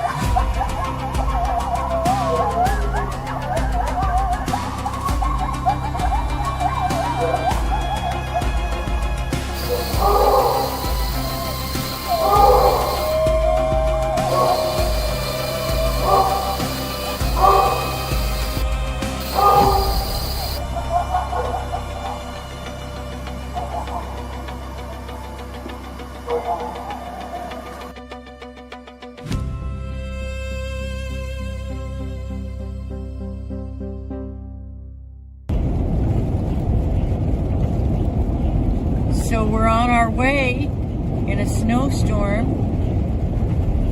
to go try to find someone who's lost in the woods. Y'all say a prayer.